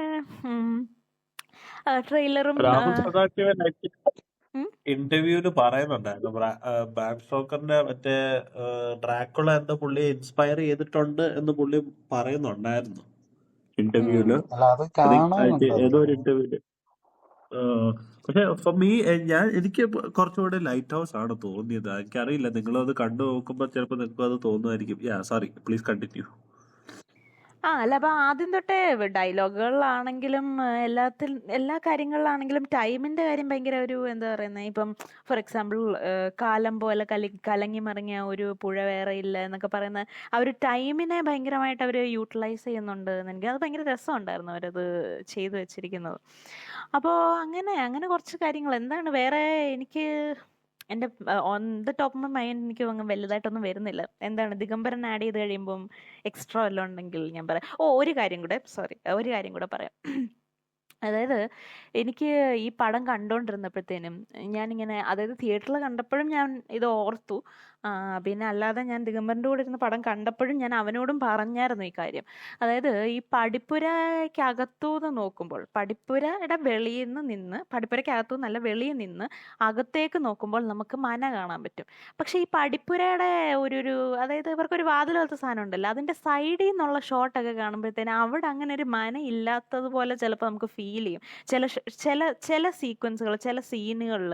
ഇപ്പോൾ ഫോർ എക്സാമ്പിൾ നമ്മുടെ അർജുൻ അശോകൻ രക്ഷപ്പെടാൻ നോക്കിയിട്ട് മറ്റേ ചോര ഛർദ്ദിച്ച് എഴഞ്ഞു മറിഞ്ഞ് മമ്മൂട്ടിയുടെ കാലിൽ ചെന്ന്, പോറ്റിയുടെ കാലിൽ ചെന്ന് വീണ് എന്താണ് എന്നെ വിടാവോ എന്ന് ചോദിക്കുന്ന സീനുണ്ടല്ലോ. അപ്പോൾ അതിനകത്തിൽ അദ്ദേഹം രക്ഷപ്പെടുമ്പോഴാണെങ്കിലും തിരിച്ച് ചോര ഛർദ്ദിച്ച് അകത്തേക്ക് പോകുമ്പോഴാണെങ്കിലും ആ പടിപ്പുരയുടെ സൈഡ് കാണിക്കുന്ന സമയത്ത് നമുക്ക് ആ മന കാണാൻ പറ്റത്തില്ല. മന അവിടെ ഇല്ലാത്തതുപോലെ എനിക്ക് ഫീൽ ചെയ്തു. അപ്പോൾ ഞാനിങ്ങനെ ഓർത്തു, ഓക്കെ, അപ്പം ചിലപ്പോൾ അതായത് ഇതൊരുമാതിരി നമ്മുടെ ഈ ആലിസ് ഇൻ വണ്ടർലാൻഡിലെ റാബിറ്റ് ഹോൾ പോലത്തെ വല്ല സാധനമായിരിക്കും എന്ന് എനിക്ക് അങ്ങനത്തെ ഒരു ഫീലിംഗ് വന്നായിരുന്നു. അതായത് പടിപ്പുരയ്ക്ക് അകത്തോട്ട് കയറി കഴിഞ്ഞാൽ അതൊരു വേറെ ഡയമെൻഷൻ അല്ലെങ്കിൽ വേറെ ഒരു വേൾഡാണ് എന്നുള്ള രീതിയിൽ. ആ വേൾഡിൽ അതുപോലത്തെ ഒരു ഡയലോഗ് ഇതിനകത്തിൽ വരുന്നുണ്ട്. അതായത് ചാത്തന് അതായത് സിദ്ധാർത്ഥ് ഭരതൻ്റെ ക്യാരക്ടർ, കുക്കിൻ്റെ ക്യാരക്ടർ ഇങ്ങനെ പറയുന്നുണ്ട്, പുള്ളി ഈ പോറ്റിയുടെ ക്യാരക്ടർ അല്ലെങ്കിൽ ചാത്തൻ്റെ ക്യാരക്ടറിനെ തളച്ചിടുന്നതും ഈ ഒരു ഇട്ടാവട്ടം സ്പേസ് ആണ്, പുള്ളിയെ പവർഫുൾ ആക്കുന്നതും ഈ ഒരു സ്പേസ് ആണെന്ന് പറയുന്നുണ്ട്. അപ്പോൾ അങ്ങനെയൊക്കെ ആലോചിക്കുമ്പോൾ നമുക്ക് വേണമെങ്കിൽ, എനിക്ക് അങ്ങനെ ഫീൽ ചെയ്തു. അതായത് ആ ഒരു പടിപ്പുരയ്ക്ക് അകത്തോട്ട്, അവിടെ നമുക്ക് റിയൽ വേൾഡിൽ എക്സിസ്റ്റ് ചെയ്യുന്ന ജസ്റ്റ് ആ പടിപ്പുരയുടെ ആ ഒരു കട്ടള മാത്രമാണ്. ആ കട്ടളയ്ക്ക് അകത്ത് കൂടെ കയറി കഴിഞ്ഞ് കഴിയുമ്പോൾ വേറെ ഒരു ഡയമെൻഷനിലേക്ക് കയറുകയും അവിടെ ഫോർ എക്സാമ്പിൾ ഇപ്പം അതിൻ്റെ കൂടെ ഇതിൻ്റെ കൂടെ തന്നെ ആഡ് ചെയ്യാൻ പറ്റുന്നൊരു കാര്യമുണ്ട്. അതായത് അർജുൻ അശോകൻ്റെ ക്യാരക്ടറിന് ഏജ് ആകുന്ന പോലെ നമുക്ക് ബ്ലാക്ക് ആൻഡ് വൈറ്റ് ആയതുകൊണ്ട് അത്രയും എവിഡൻ്റ് ആയിട്ട് നമുക്ക് കാണത്തില്ല, ബട്ട് സ്റ്റിൽ നമുക്ക് ആ നരയൊക്കെ കാണാൻ പറ്റുമല്ലോ. അപ്പം പിന്നെ പുള്ളി കുറച്ചുകൂടെ ടയേർഡ് ആകുന്ന പോലത്തെ ഒരു ഫീലിംഗ് നമുക്ക് കണ്ടുവരുമ്പോൾ തോന്നും പോകുന്നുണ്ട് പുള്ളി. ഉണ്ട്. അപ്പൊ അത് ഈ ഒരു എന്താണ്, പുറത്തേക്ക് ഇറങ്ങി വോമിറ്റ് ചെയ്ത് തിരിച്ച് പോയി കഴിയുമ്പോഴാണ് ഇത് ഭയങ്കര ഡ്രാസ്റ്റിക് ആയിട്ട് ആ ഒരു ചേഞ്ച് നമ്മൾ ഫീൽ ചെയ്യുന്നത്. അപ്പൊ എനിക്ക് ഫീൽ ചെയ്തത് എന്താണെന്ന് വെച്ചാൽ അതിനകത്ത് ടൈം സഞ്ചരിക്കുന്നതും ഡിഫറെൻ്റ് ആയിട്ടാണ് എന്നുള്ളൊരു ഫീലിംഗ് എനിക്ക് തോന്നിയിരുന്നു. അതായത് ആ ഒരു പ്രത്യേക തരത്തിലുള്ള വോയിഡിനകത്തെ ടൈം സഞ്ചരിക്കുന്നത് ഡിഫറെൻ്റ് ആയിട്ടാണ്, മേ ബി സ്ലോവർ ആയിരിക്കും. അത് കാരണമാണ് ഇവർക്ക് ഏജ് ആകാത്തത്. അല്ലെങ്കിൽ പോറ്റി മരിച്ചിട്ട്, അല്ലെങ്കിൽ പോറ്റി തടവിലായിട്ട് എത്ര നാളായി, സിദ്ധാർത്ഥ് ഭരതൻ അതിനകത്തിൽ കയറിയിട്ട് എത്ര നാളായി എന്നൊന്നും നമുക്കറിയില്ല. അപ്പം അത് ഭയങ്കര, അപ്പോൾ അത് വെളിയിലോട്ട് ഇറങ്ങിയപ്പോഴത്തേനും പുള്ളിക്ക് എക്സ്ട്രാ സ്പീഡിൽ ടൈം ട്രാവൽ ചെയ്യുകയും ചെയ്യുകയാണ്. കാരണം നമ്മുടെ ടൈം ഓൾറെഡി എക്സിസ്റ്റ് ചെയ്ത, അതായത് ആ വോയിഡിൻ്റെ അകത്തുള്ള ടൈമിൽ നിന്ന് ഡിഫറെൻ്റ് ആയതിനാൽ പുള്ളി ആ ഒരു പെട്ടെന്നൊരു ഏജിങ് പ്രോസസ്സിലേക്ക് കയറുന്ന പോലെ എനിക്ക് തോന്നി. അങ്ങനെ വേണമെങ്കിൽ ഇത് ഭയങ്കരമായിട്ടങ്ങ് എന്താണ് ഒത്തിരി ചിന്തിച്ചു കൂട്ടിയോ സർ എന്ന് തോന്നുന്നെങ്കിൽ എന്താ എനിക്കറിയില്ല. സാർ കൂടുതൽ ബട്ട് നന്നായി പോയോ? കൂടുതൽ നന്നായി പോയോ എന്ന് ചോദിക്കുന്ന പോലെ. ബട്ട് എനിക്ക് അങ്ങനെ ഒരു ഫീലിംഗ് തോന്നി. കാരണം നമുക്ക് സൈഡിൽ നിന്ന് ഈ ഇതാണ് മെയിൻ റീസൺ. കാരണം നമുക്ക് ആ സൈഡിൽ നിന്നുള്ള ഷോട്ടുകളിൽ, കാരണം ഇതിന് ഈ പടിപ്പുരയ്ക്ക് പ്രത്യേകിച്ച് അങ്ങനെ സൈഡുകളോ കാര്യങ്ങളോ ഭിത്തികൾ ഒന്നുമില്ല. ആകെ കുറെ പോച്ച മാത്രമേ ഉള്ളൂ. അപ്പൊ ഈ പോച്ചയുടെ അപ്പുറം നോക്കിക്കഴിഞ്ഞാൽ നമ്മൾക്ക് ഒന്നും കാണില്ല. എന്താണ് പോച്ച എന്ന് പറയുന്നത് നിങ്ങളുടെയൊക്കെ നാട്ടിൽ എങ്ങനെയാന്ന് എനിക്കറിയാം. ഗ്രാസ് ആണ് അത്. പുല്ല്, കാടും പടലവും പുല്ല് പിടിച്ച് പുല്ല് കിടക്കുന്ന പുല്ല് പുല്ല് കാടും വെള്ളം. പുല്ല് റൈറ്റ് പുല്ല് റൈറ്റ് റൈറ്റ് റൈറ്റ് പുല്ല്. പുല്ല്. അപ്പോൾ അത് എന്താണ് അപ്പോൾ ആ കാടും പടലും ഒക്കെ പിടിച്ച് കിടക്കുന്ന ആ ഒരു ഏരിയ മാത്രമേ കാണത്തുള്ളൂ. മന കാണാൻ നമുക്ക് ഒക്കത്തില്ല. അപ്പോൾ അങ്ങനെ അതെനിക്ക് ഫീൽ ചെയ്തൊരു സാധനമാണ്. വേറെ എനിക്കിപ്പോൾ പെട്ടെന്ന് എനിക്കൊന്നും വരുന്നില്ല. ദിഗംബരൻ എന്താണ് തോന്നിയത്? ഞാന് തിയേറ്ററിൽ പോയാണ് എക്സ്പീരിയൻസ് ചെയ്തപ്പം ഇവര് പറഞ്ഞ പോലെ എനിക്കും എന്താ പറയുന്നത് ബ്ലാക്ക് ആൻഡ് വൈറ്റില് ഒരു പടം തിയേറ്ററിൽ കാണാൻ പറ്റുക എന്നുള്ള ഇപ്പൊ എന്റെ റിലേറ്റീവ്സ് ഒക്കെ ഇങ്ങനെ പറഞ്ഞു കേട്ടിട്ടുണ്ട്. അതായത് അവര് സിനിമ കൊട്ടക ഉണ്ടായിരുന്ന സമയത്ത് പഴയ സിനിമകളൊക്കെ കണ്ട എക്സ്പീരിയൻസ് ഉണ്ട് എന്നുള്ള രീതിയിൽ. അപ്പൊ അതുപോലത്തെ ഒരു ബ്ലാക്ക് ആൻഡ് വൈറ്റ് പടം തിയേറ്ററിൽ പോയി കാണാൻ പറ്റുക എന്നുള്ള ഒരു ഭാഗ്യം ഉണ്ടായി എന്നുള്ള രീതിയിലാണ് ഞാനത് എക്സ്പീരിയൻസ് ചെയ്യാനായിട്ട്. പിന്നെ മമ്മൂട്ടി ഓബിയസ്ലി പുള്ളിയുടെ ഒരു നെഗറ്റീവ് ഷെയ്ഡ് ക്യാരക്ടർ, പിന്നെ ട്രെയിലറും ടീസറും അവർ ഇറക്കുന്ന പോസ്റ്ററുകളൊക്കെ ആണെങ്കിലും ഭയങ്കര ഇൻട്രസ്റ്റിംഗ് ആയിട്ട് തോന്നി. അപ്പൊ അങ്ങനെയാണ് ഞാൻ പോയി കാണുന്നത്. എനിക്ക് ടീസറൊക്കെ ഇറങ്ങിയ സമയത്ത് ഈ ബ്രാം സ്റ്റോക്കർ ഡ്രാക്കുളയുടെ ഇത് ഇൻസ്പിറേഷൻസ് ഒരുപാട് ഉണ്ടെന്ന് തോന്നി. കാര്യം അതിലും വയസ്സായിട്ടുള്ള ഒരു ഒരു ഒരു മനുഷ്യൻ, മറ്റേ ജോനത്തൻ ഹാർക്കർ പ്രഭുവിന്റെ ഇതിൽ വർക്ക് ചെയ്യാൻ വേണ്ടിയിട്ട് വരുന്നു. ഒരു കിളവനായിട്ടുള്ള ഒരു ആളാണ് സ്വീകരിക്കുന്നത്. പക്ഷെ അകത്ത് കയറി കഴിഞ്ഞിട്ട് പതിയെ പതിയെ ഹാർക്കറിന്റെ രക്തവും എന്താ പറയുന്നത് ജീവനും ഇങ്ങനെ പതിയെ പതിയെ പുള്ളിയുടെ ആ ഒരു ലൈഫ് ഫോഴ്സ് അങ്ങ് സക്ക് ചെയ്തിട്ട് ഇങ്ങേര് പ്രഭു യങ് ആയിട്ട് മാറുകയും ഹാർക്കർ ആണെങ്കിൽ കൂടുതൽ കൂടുതൽ വീക്കായി മാറുകയും ചെയ്യുന്ന ഒരു സിറ്റുവേഷനാണ് അതിൻ്റെ അകത്തുള്ളത്. അപ്പം സെയിം ആയിട്ടുള്ള അതിൽ ഹാർക്കറിന് രക്ഷപ്പെടാനായിട്ട് പറ്റത്തില്ല. കാര്യം ഈ കൊട്ടാരം കഴിഞ്ഞു കഴിഞ്ഞാൽ പിന്നെ ഒരു കൊടും കാട്. ആ കാട് ക്രോസ് ചെയ്ത് പോകാന്ന് പറയുന്നത് നിയർലി ഇമ്പോസിബിൾ ആണ്. കാരണം അവിടെ പ്രഭുവിന്റെ സേവകരായിട്ടുള്ള ചെന്നായ്ക്കളും മറ്റ് എലമെന്റ്സ് ഒക്കെ ഉണ്ട്. പിന്നെ പ്രഭുവിന്റെ തന്നെ എന്താ പറയുന്നത് ബ്രൈഡ്സ് ആയിട്ടുള്ള ആൾക്കാര് കൊട്ടാരത്തിന്റെ വേറെ മുറികളിലൊക്കെ ആയിട്ടൊക്കെ ഉണ്ട്. അപ്പൊ എങ്ങോട്ട് ഇറങ്ങിക്കഴിഞ്ഞാലും ജീവൻ പോകും എന്നുള്ള അവസ്ഥയിലാണ്. പിന്നെ പുള്ളിക്ക് അതിനുള്ള എനർജിയും ഇല്ല. പുള്ളി ഭയങ്കര ടയേർഡ് ആവുകയാണ് ഓരോ ദിവസം കൂടുന്നവർ. അപ്പൊ അങ്ങനെ അങ്ങ് ട്രാപ്പായി പോകുന്ന അവസ്ഥയാണ് അവിടെ. അപ്പൊ സെയിം ആയിട്ടുള്ള ഒരു സംഭവം വേണമെങ്കിൽ ഇത് ഇവിടെ ഉണ്ട്. ഇപ്പൊ മമ്മൂട്ടി ഡ്രാക്കുള പ്രഭുവിന്റെ ഒരു ക്യാരക്ടറുമായിട്ട് സിമിലർ ആയിട്ട് വേണമെങ്കിൽ വെക്കാം. വയസ്സായിട്ടുള്ള ഒരാള്, അതും രണ്ട് ഇരകളായിട്ട് കിട്ടുന്നതിനെയും ഈ കുറച്ച് യങ്ങായിട്ട് പുള്ളി കീപ്പ് ചെയ്യുന്നുണ്ട്. ഇപ്പം നമ്മുടെ അർജുന അശോകൻ എസ്കേപ്പ് ചെയ്യാൻ നോക്കി കഴിഞ്ഞിട്ടാണ് പുള്ളിക്ക് പ്രായമാകുന്നതും നര ബാധിക്കുന്നതും ഒക്കെ വരുന്നത്. അപ്പൊ അതുവരെ പുള്ളിനെ യങ്ങായിട്ട് കീപ്പ് ചെയ്തത് മേ ബി ചാത്തന്റെ മാജിക് കൊണ്ടാണ് എന്ന് വേണമെങ്കിൽ നമുക്ക് പറയാം. ഇപ്പം ഈ കുക്കിനെ പുള്ളി കൊല്ലാത്തതും അതുകൊണ്ടാണ്. കാര്യം പുള്ളിക്ക് കുക്കിന്റെ ഇത് ആവശ്യമായതുകൊണ്ട്.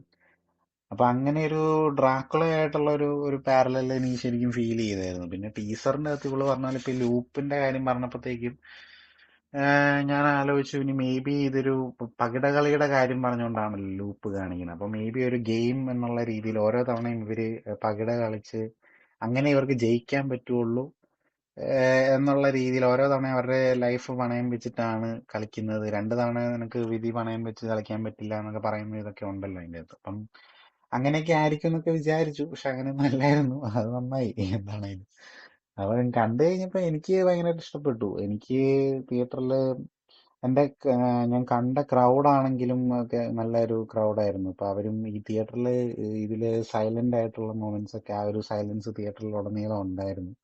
അപ്പൊ നമുക്ക് ആ ഒരു ടെൻഷനും കാര്യങ്ങളും എല്ലാം നമുക്ക് ഫീൽ ചെയ്യാൻ പറ്റി. അങ്ങനെ ആരും ചിലരുണ്ടല്ലോ ഈ പ്രേതപടത്തിന്റെ ഇടയിൽ ഇരുന്ന് കൊണ്ടിട്ട് കമന്ററി പറയുന്ന ഒരു സ്വഭാവം ഉണ്ടല്ലോ നമ്മുടെ നാട്ടിലുള്ള ആൾക്കാർക്ക്. ഇവരെ എനിക്ക് തോന്നുന്നു ഈ ഞാൻ കണ്ട ഗ്രൂപ്പ് നല്ല പിള്ളേരായിരുന്നു കൂടുതലും. അപ്പം അവരും അങ്ങനത്തെ കമന്ററി പാസ് ചെയ്യുക അങ്ങനെയൊന്നും ചെയ്തില്ല. അപ്പം അത് ഭയങ്കര എനിക്ക് പ്രോപ്പറായിട്ട് എക്സ്പീരിയൻസ് ചെയ്യാൻ പറ്റി. ആകപ്പാടെ ഒരു തുടക്കത്തിൽ ഇങ്ങനെ ഒരുത്തൻ ടൈറ്റിൽ കാർഡ് എഴുതി കാണിച്ചത് ഇങ്ങനെ ഫോണിൽ ഫ്ലാഷ് അടിച്ച് പകർത്താൻ നോക്കിയതുണ്ടായിരുന്നു. അത് മാത്രമേ ഒരു ചെറിയൊരു ബുദ്ധിമുട്ടായിട്ട്. അത് പടത്തിന്റെ നെഗറ്റീവ് അല്ല, ഞാൻ കണ്ട തിയേറ്ററിലെ ആ ഒരു എക്സ്പീരിയൻസിന്റെ ഇത് പറഞ്ഞു. പിന്നെ എനിക്ക് ഇപ്പൊ ഇവര് പറഞ്ഞ പോയിന്റുകളിലൊക്കെ തന്നെയാണ് ഉള്ളത്. പിന്നെ അഡീഷണൽ ആയിട്ട് പറയാനായിട്ടാണെങ്കിൽ ഇപ്പൊ പലരും ഞാൻ ഇതിന്റെയൊക്കെ റിവ്യൂവും മറ്റു കാര്യങ്ങളൊക്കെ പടം ഇറങ്ങി കഴിഞ്ഞിട്ടുള്ള ഇതൊക്കെ കണ്ടുകൊണ്ടിരുന്ന സമയത്ത് ഇങ്ങനെ കേട്ട ഒരു കാര്യം ഉണ്ടായിരുന്നു. അതായത് എന്തുകൊണ്ട് ഇവന് രക്ഷപ്പെടാൻ ശ്രമിക്കുന്നുണ്ട്, പക്ഷെ അല്ലാണ്ട് പുള്ളിനെ അവിടെ കീപ്പ് ചെയ്യുന്നതിന്റെ കാരണമായിട്ട് പറയുന്ന കാര്യങ്ങളിൽ ഞാൻ ആദ്യം എൻ്റെ ഒരു ഇന്റർപ്രിട്ടേഷനിൽ ഇങ്ങനെയാണ് വെച്ചിരുന്നത്. അതായത് ആ പുഴ കടക്കാൻ പറ്റുന്നില്ല എന്ന് പറയുന്നുണ്ട്. പുഴ കടക്കാൻ പറ്റുന്നില്ല എന്ന് പറയുന്നത് പുഴയുടെ കറണ്ട് അത്രയും സ്ട്രോങ് ആയതുകൊണ്ടാണ് എന്നുള്ള രീതിയിലാണ് ഞാൻ ഇനീഷ്യലി ആലോചിച്ചുകൊണ്ടിരുന്നത്. പിന്നീട് എനിക്കൊരു കണക്ഷൻ കിട്ടി. അപ്പം ഈ യക്ഷിയുടെ റോൾ എന്താണ് എന്നുള്ളതാണ് റിവ്യൂവിന്റെ അകത്ത് ആൾക്കാർ ചോദിച്ചുകൊണ്ടിരുന്നത്. എന്താണ് ഇങ്ങനെ യക്ഷി വരുന്നു, എന്താണ് പുള്ളിക്കാരുടെ സിഗ്നിഫിക്കൻസ് എന്താണ് എന്നുള്ള രീതിയിൽ. കാര്യം പ്രത്യേകിച്ച് അങ്ങനെ ഡയലോഗോ അങ്ങനത്തെ കാര്യങ്ങളൊന്നുമില്ല. ഓക്കെ, പോറ്റിയായിട്ടുള്ള ഒരു സീനേ ഉണ്ട്. അതല്ലാണ്ട് പിന്നെ പുള്ളിക്കാരൻ അങ്ങനെ കാണിക്കുന്നൊന്നും ഇല്ലല്ലോ. അപ്പം ഞാൻ അന്നേരം ഇങ്ങനെ എന്നോട് ഈ കാര്യം പറഞ്ഞവരോടൊക്കെ ഞാൻ പറഞ്ഞത്, അതായത് ഇവനെ പുഴ കടക്കാനായിട്ട് അല്ലെങ്കിൽ കാട് കടക്കാനായിട്ട് സമ്മതിക്കാതെ പിടിച്ചു നിർത്തുന്ന ഒരു എലമെന്റ് യക്ഷിയാണ്. കാര്യം തുടക്കത്തിൽ തന്നെ കൂട്ടുകാരനെ കൊല്ലുന്നുണ്ട്, കോരനെ കൊല്ലുന്നുണ്ട്. അപ്പൊ യക്ഷീനെ ഭയന്നാണ് അതിൽ അവിടെ വന്ന് പെട്ടുപോകുന്നവർക്ക് കാട് കടക്കാനായിട്ട് അല്ലെങ്കിൽ രക്ഷപ്പെടാനായിട്ട് അവര് ചിന്തിക്കുക പോലും ചെയ്യാത്ത, രാത്രി സമയത്ത് അല്ലെങ്കിൽ പകലിന്റെ സമയത്താണെങ്കിലും. പിന്നെ ഈ പുഴ കടക്കാൻ പറ്റാത്തതിന് വേറൊരു എലമെന്റ്, അതായത് ഈ പടം എൻഡ് ചെയ്ത് കഴിയുമ്പോൾ അതിന്റെ ക്ലൈമാക്സിൽ പോർച്ചുഗീസുകാരെ കാണിക്കുന്നുണ്ട്. പോർച്ചുഗീസ് ആർമി വരുന്നുണ്ട്. അവരാണ് മറ്റേ കുക്കിനെ കൊല്ലുന്നത്. അപ്പൊ ഈ പുഴ കടക്കാൻ പറ്റുന്നില്ല എന്ന് പറയുന്നതിന്റെ കാരണം, പുഴ കടന്ന് അപ്പുറത്തെ സൈഡ് ചെന്ന് കഴിഞ്ഞാൽ അവിടെ ഇവരുണ്ട്, പോർച്ചുഗീസുകാരുണ്ട്. അതുകൊണ്ടാണ് പുഴ കടക്കാൻ പറ്റുന്നില്ല എന്ന് പറയുന്നത്. മനസ്സിലായി? അതായത് ഇവൻ ഈ പാണൻ വന്നു കയറുമ്പോ പറയുന്നത് ഏതോ ഒരു തമ്പുരാന്റെ കീഴില് അവിടുത്തെ പാണനായിട്ട് വർക്ക് ചെയ്തുകൊണ്ടിരുന്നതാണ്, പിന്നെ യുദ്ധത്തിന്റെ ഇടയില് അങ്ങനെ ഇത് കൂട്ടം തെറ്റിപ്പോയതാണെന്നുള്ള രീതിയിൽ. പക്ഷെ പോറ്റി പറയുന്നുണ്ട് അടിമ ചന്തയിൽ നിന്ന് രക്ഷപ്പെട്ട് വന്നതാണ് എന്നുള്ള രീതിയിൽ. അപ്പൊ ഈ പുഴ കടന്ന് അപ്പുറം ചെന്ന് കഴിഞ്ഞാല് പോർച്ചുഗീസുകാരുടെ കയ്യിലോട്ടാണ് ചെന്ന് ചാടുന്നത്. അപ്പം അതും മരണത്തിന് തുല്യമായിട്ടുള്ള ഒരു അവസ്ഥയിലോട്ടാണല്ലോ ചെല്ലുന്നത്. അതുകൊണ്ടാണ് പുഴ കടക്കാൻ പറ്റത്തില്ല എന്ന് പറയുന്നതുമായിട്ട് അങ്ങനെ ഒരു കണക്ഷൻ എനിക്ക് ഫീൽ ചെയ്തു. പിന്നെ പെർഫോമൻസിന്റെ കാര്യമൊക്കെ പറയുകയാണെങ്കിൽ മമ്മൂട്ടി പറയേണ്ട ആവശ്യമില്ല. ഇതുവരെ നമ്മൾ കണ്ടിട്ടില്ലാത്ത രീതിയിലുള്ള ചിരിയാണ് ആ മനുഷ്യൻ അതിൻ്റെ അകത്ത് ചിരിക്കുന്നത്.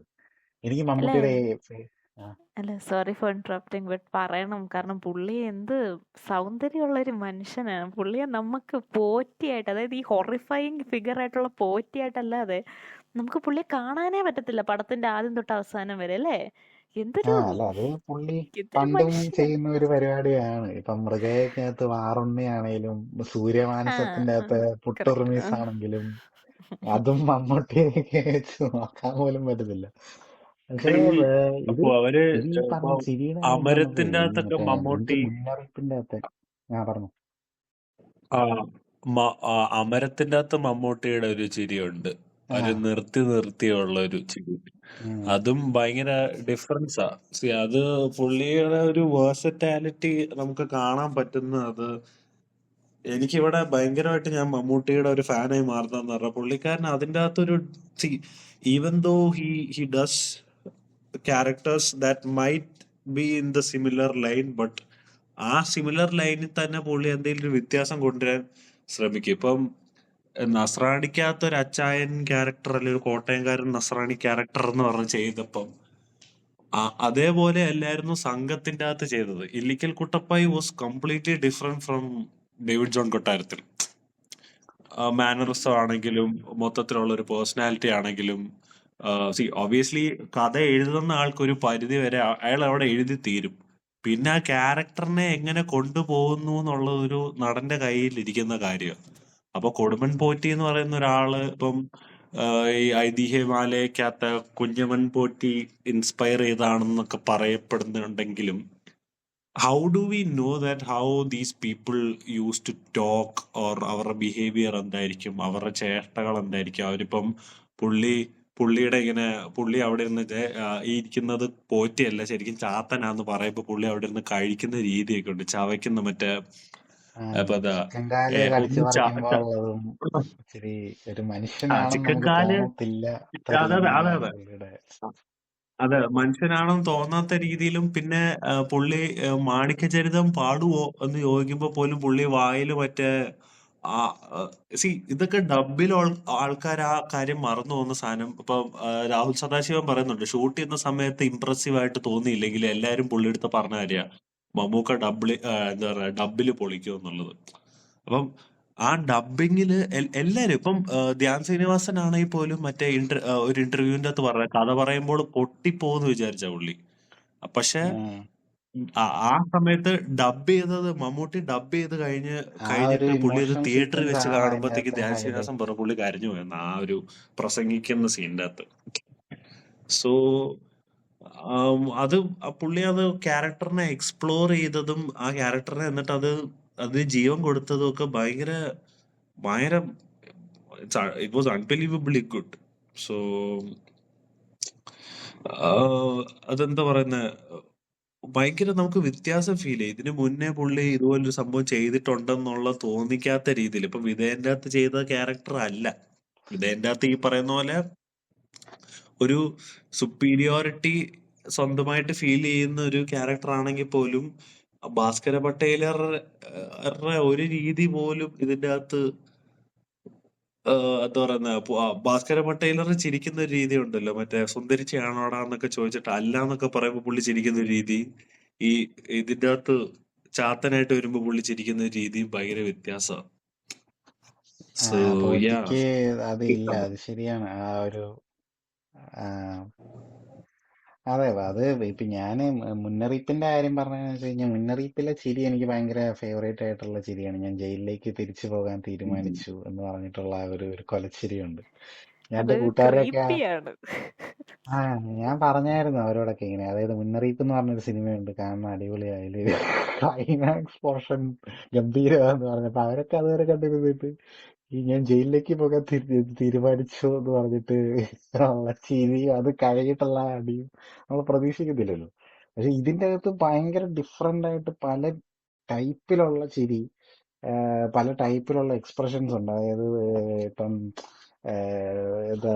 മറ്റേ കുക്കിനെയൊക്കെ, സിദ്ധാർത്ഥ ഭരതന്റെ കുക്കിനെയൊക്കെ പരമപുച്ഛത്തോടെ നോക്കുന്നതാണെങ്കിലും അർജുന അശോകനെ ഇങ്ങനെ മറ്റേ കഞ്ഞി കുടിക്കുന്ന കാണുമ്പോഴത്തേക്ക് ഇങ്ങനെ ഒരു ഇരയെ കിട്ടി എന്നുള്ള ആ ഒരു തിളക്കമൊക്കെ ആണെങ്കിലും, ചില സമയത്ത് സഹതാപം, ചില സമയത്ത് ഇങ്ങനെ പുച്ഛം, ചില സമയത്ത് ഇങ്ങനെ ദേഷ്യവും ഇതും എല്ലാം കൂടെ കലർന്ന ഒരു ഭാവം, അങ്ങനെയൊക്കെ. ഇപ്പൊ ഈ മറ്റേ കലവറയുടെ ഇതിന്റെ അകത്ത് പുള്ളി നീ എന്തിനാ അവനെ കലവറയിലെ ഇതെടുത്തിട്ട് മദ്യം എടുത്തിട്ട് മറ്റേ അർജുനശവന് കൊടുത്തതെന്ന് ചോദിക്കുമ്പം അത് ആ ചോദിക്കുന്നതിന് മുമ്പ് പുള്ളിയുടെ പുറകിലൊക്കെ വന്ന് നിൽക്കുന്ന ആ ഒരു സാധനം ഉണ്ടല്ലോ, പെട്ടെന്ന് ഇങ്ങനെ നിൽക്കുന്ന കാണുമ്പോഴത്തേക്ക് നമ്മളിങ്ങനെ ഒന്ന് ക്രീപ്പിയാണ് പുള്ളി ത്രൂ ഔട്ട്.